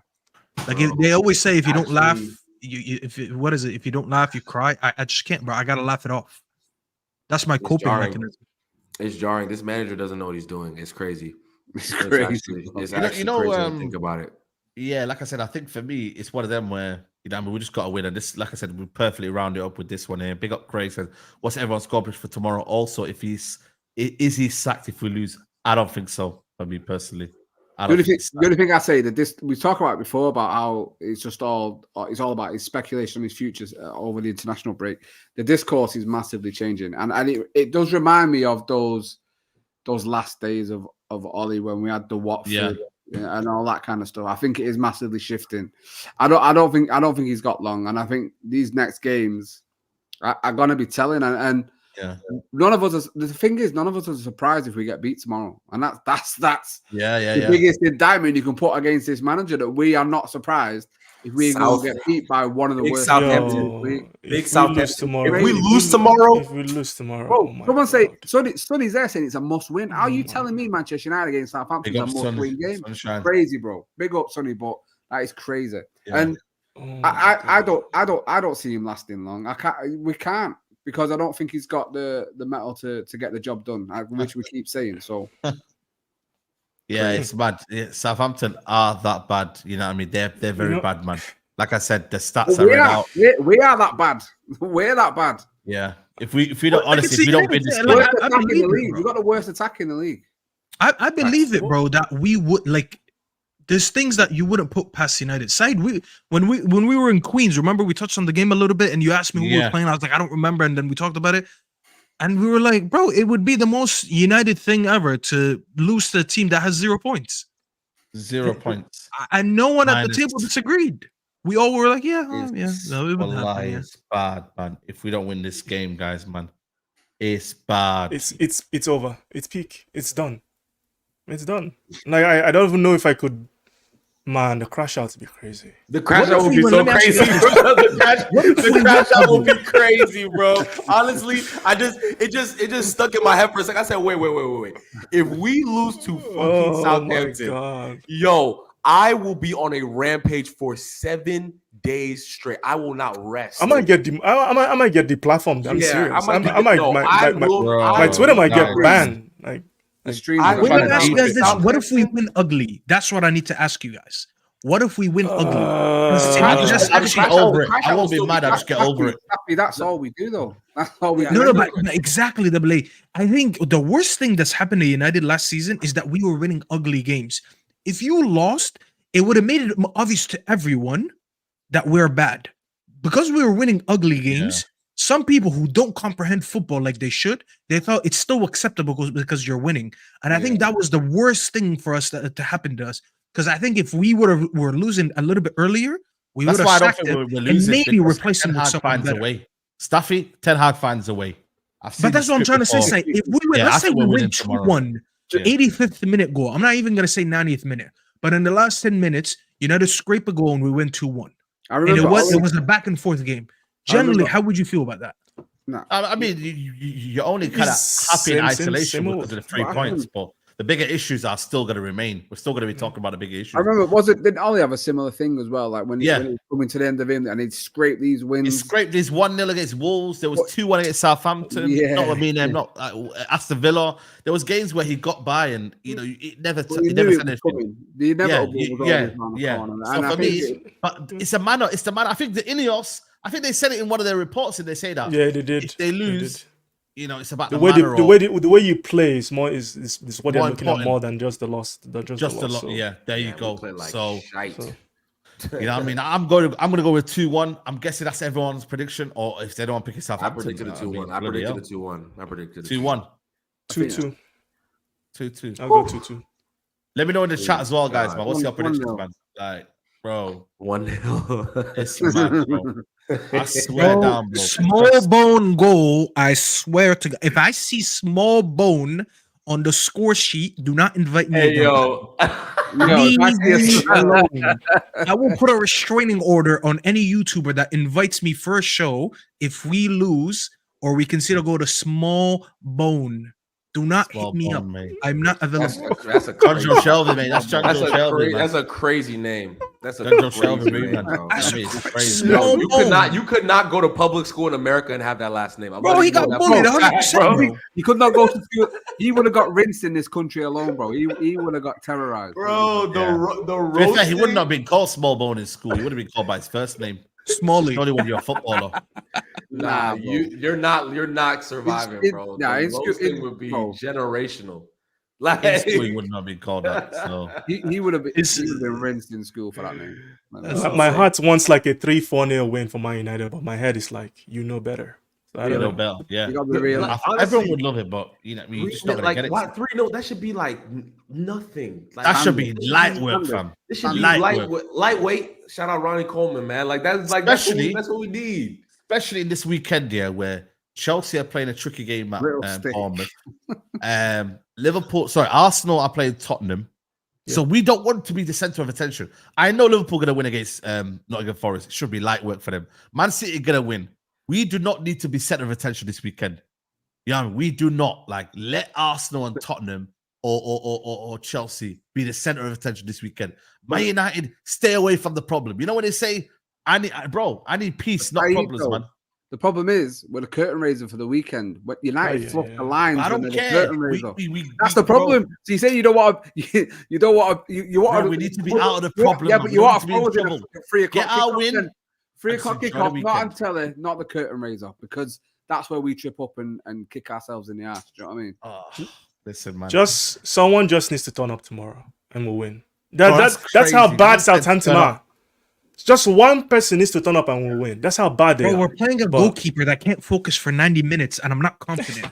Bro, I he's said I gonna wanted turn into- birds he's gonna turn into instead of some mad focusing keeper. on the game, and I'm not confident, bro. But that Ramsdale's gonna earn his bread tomorrow. I just got a feeling, man. But Bro, it'll turn into Schmeichel, mate. I'm telling you. Schmeichel, mate, you know what I mean, with the blonde hair, it's crazy. Absolutely. You know what I mean? He'll turn to Schmeichel, They man. just travel to the game, throw a couple pigeons at him. Nah, and mate, let's it's see what 5 hour, happens. 6 hour drive, mate, to the south coast, mate. Miss me with that, mate. It's a long drive, mate. Long drive, you know what I'm saying? And That's that like ain't me easy. going to New York. Yeah, like that's what I'm saying. It's a long drive. Funny man. So story. we I've been ain't- to Southampton before. Oh, have you? Really? Yeah, That's That's not crazy. That's not a brag that Staffy, bro. Yeah, I went to exactly. Southampton Like and fish and Bournemouth. chips and that, and you know, Southampton Seaside and and all Bournemouth. that, That's you know. interesting. yeah. I've I only took been- a bus from London and passed by those two cities. okay. I've been to Manchester, London, and Stevenage. I've been to Stevenage. before. Stevenage. What are you doing in Yeah. Stevenage? My mom's sister lives there. What? Yeah. I have family. who lives in the England, Stevenage. bro. What about you, Yeah, Brian? yeah. Anyone you want to say like? I do have I've some uncles and in Nigerians were everywhere, man. So I Yeah. do have Hey, some uncles and yeah. aunties. Nigerians Facts in London. everywhere. So Yeah, I got a Yeah. bunch of funny aunties funny in enough, London. my dad is actually an Arsenal fan. Oh. I say this a lot. My dad is actually an Arsenal fan. So Damn. this last few, you know, the funny thing, he's one of those old school Arsenal fans, kind of like Ligona. And he's like, Yeah, they're shit. They're just Yeah. regardless of until they win something, they're just that shit. Realistic. yeah. No, that's fair. That's fair, man. Like I said, man, it's one of them, man. You just got to keep it moving. Like I met a son and his dad, you know, in New York. Shout out to them, and they I were saw that Arsenal video. United. Yeah, they were Arsenal United, and you know, he was asking to get Mourinho. I was like, are you sure? I'm making sure my son's a United fan. That's a must. Oh yeah. Bro, I don't know, man. Protect his mental health. Wait, You know did them you ones there. did you meet a lot of United fans in New York? Yeah. Loads. I told you. Remember, I told you the West Coast is Arsenal, but East Coast there's more. Yeah, East Coast is United. West That- Coast is also there- run that. Is there Also any, run LA. United and that, bar, man. is there any United bars in the city that you go New to? York?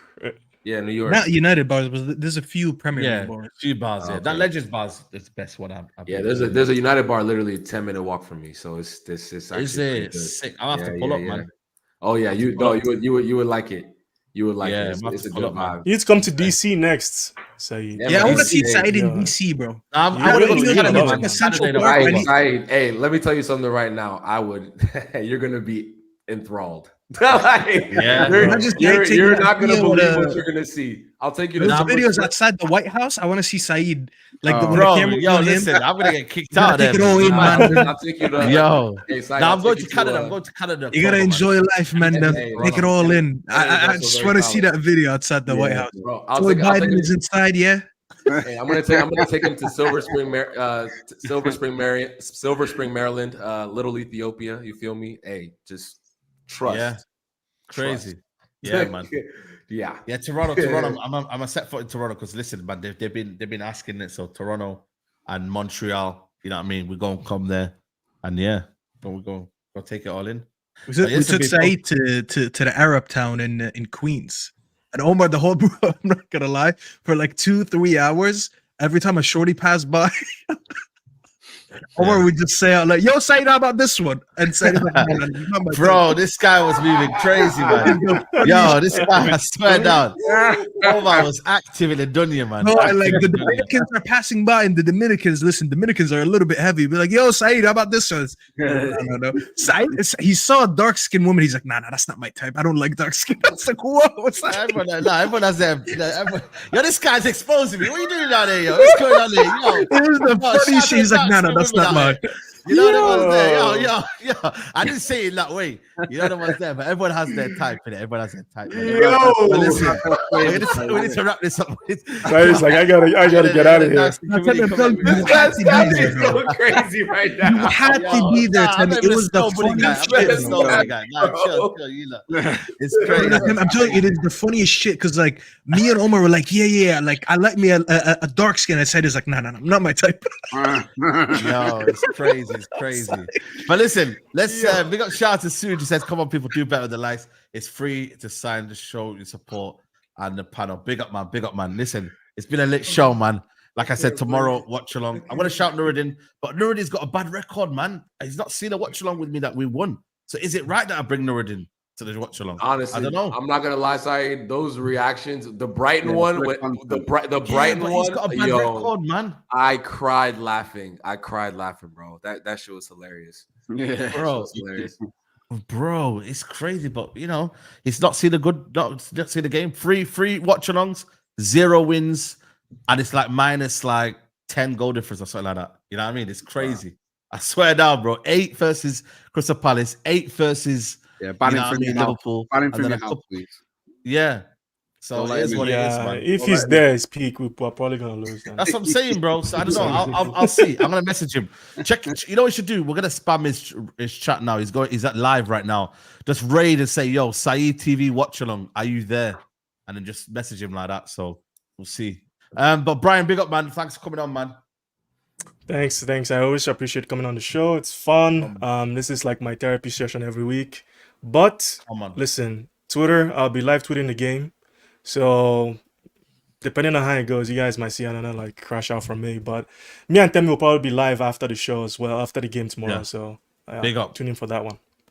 Yeah, Temi, big up, man. I'm going to be on Temi's show next week sometime, and we're going to pattern that as well. So make sure you follow Temi, man. Love, man. Appreciate everybody. We're gunning for 700 subs. So come on, everyone, people. Hopefully we can get that this weekend. You feel me? So we're doing the Arsenal, the North London Derby. Then we're also doing Brian and I are doing match reaction on my channel. So some content coming out. NFL content too is right for those who want to learn. If you want to learn about the NFL, come to my channel. You feel me? So yeah, I wanted to go to that Giants game. I saved them $120. Oh yeah. Save your money, bro. Save your money. Save your money. They're trash. I watched it on the TV. They're a heart garbage. They're garbage, bro. They're garbage. Yeah. So, yeah, man. I appreciate everyone for showing love. New York needs to pull up, man, because right now it's looking peak right now. New York. In terms no. Listen, Saeed, you got to come back for a Knicks game. I told you just came a month too early. Yeah. Season. There's no better experience in NBA than the Knicks. I'm a Timberwolves fan. So you gotta give it up, bro. I know you're doing a Somali thing, but give it up, bro. Come on, man. Timberwolves, man. Bro, I heard that Minnesota is Somali Central. I'm up to your games, man. Minnesota Saeed is trying to go find a wife, but now he's trying to root for the Timberwolves. I know what you're doing, bro. If you do go to Minnesota, I'll meet you there, though. Yo, okay, say less then. Say less. Oh my god, this man. Stop it. Saeed Sharp is crazy. Oh If you're man. not Just saying like this, people saying I expose you, like then I expose Casemiro. They're Stop going it. wild in the comments, man. But anyway, people, Double A, big up to you, man. Always love, you know what I'm saying? Big up Yeah, to you. man. Appreciate you giving me a shout earlier on today, asking for what to come on. Always a pleasure to be on here. Big up to Brian, Temi, and obviously Staffy. Chop it up as always. Let's hope we can have a good weekend next weekend. FCAA had a good couple of weeks on the channel. I think I'm like 27 away from 500. So if anyone here right now, 27 of you fancy going over FCAA. Come on, let me get that put the right link now. to the channel. I think I put it in, mate. Also, the latest video as well. Rating. I asked the fans, or 7 fans, to rate the transfer window and all that. So that latest video is up on there as well. It's going all right. So I've got more videos coming, starting some new series as well. Finally getting Winner Stays On started next week. So that's one to look forward to. But yeah, make sure you like the video. Make sure you're subscribing to Saeed and everyone here. And yeah, man, let's hope United just do us something good next week. Do you know what I'm saying? Hit the likes for Saeed. Hit the likes for Saeed Sharp. Come on. Come on, man. Yeah, that's hilarious. That is hilarious. Come on, come on. Let's big do up, it, man. Make sure you're following everyone as well. Shout out Michelle. Big up, man. Big up. Big up to Staffy. Love for coming on, man. That of course, Saeed. Let's shout out for having me. You know, shout out to the guys here. As I said, didn't talk about United for about a good 10 days, so it's a bit. It was a bit refreshing. It was needed.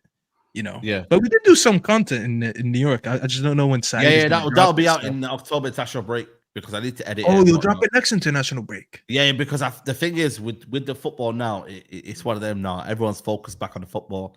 International break, it'll be out because, like I said, it was a good video, proper good video, man. So it was. Yeah, pretty good vibes. It's pretty good. Yeah. We need a stream where you talk about your experience in New York, though. Because I had to expose you a little bit there. I was like, Saeed is not telling the full stories. You know, I need what really went down in New York? What really went down in New York? Don't make me bring Omar on the stream and both of us will expose you. Yeah, but it was always fun, bro. Omar will be saying everything, man. You know the ones. Yeah, listen, Omar was moving crazy. I only had a foot massage, man. You lot need to relax, man. You know the ones there. These guys thinking there was something going on there, man. You know the ones. Saeed massage as soon as we go to New York. I don't know why. Listen, it's a madness. You walked a lot, probably. There's a lot of walking that you do. Yeah, so that's why I just need a foot massage. So it is what it is. Talking about feet, toes today. Like, what's going on here, man? Bro, I told you, man, this man got mad fetishes. It's crazy, man. We had more fun talking about that than infected talking about everyone. United. Come on, let's be honest. Yeah. One week in New York is a different, man. Crazy. Yeah. Bro, I'm telling you, Saeed was moving crazy, bro. He called me blood, and I'm like, bro, don't call me that, bro. I was like, Saeed, don't talk blood, though. He was like, bro, tell me a voice now. He was like, I'm in the city, blood. I was like, bro, don't talk to me like that. Hey, you're gonna get us in trouble, Saeed. Well, I say, don't just walk around and start saying that, buddy. You might mess around and meet one. You feel me? Don't call me that, bro. I was like, don't say that, Saeed. We're gonna get hurt. I'm not saying that, bro. It's crazy. But listen, people, hit the like button. Big up to everyone. It's good to be back at that. And like I said, hopefully 3 points. Go to Nuruddin's stream right now. He's live. And just raid his chat. Go and like his video and whatnot. And yeah, man, we'll end on this video, man. This is madness. This is a sickness. This is. This is what this is. That's what Eric Ten Hag fans are. They're vaccinated with the wrong vaccine. And now the neurons in the brain are fried.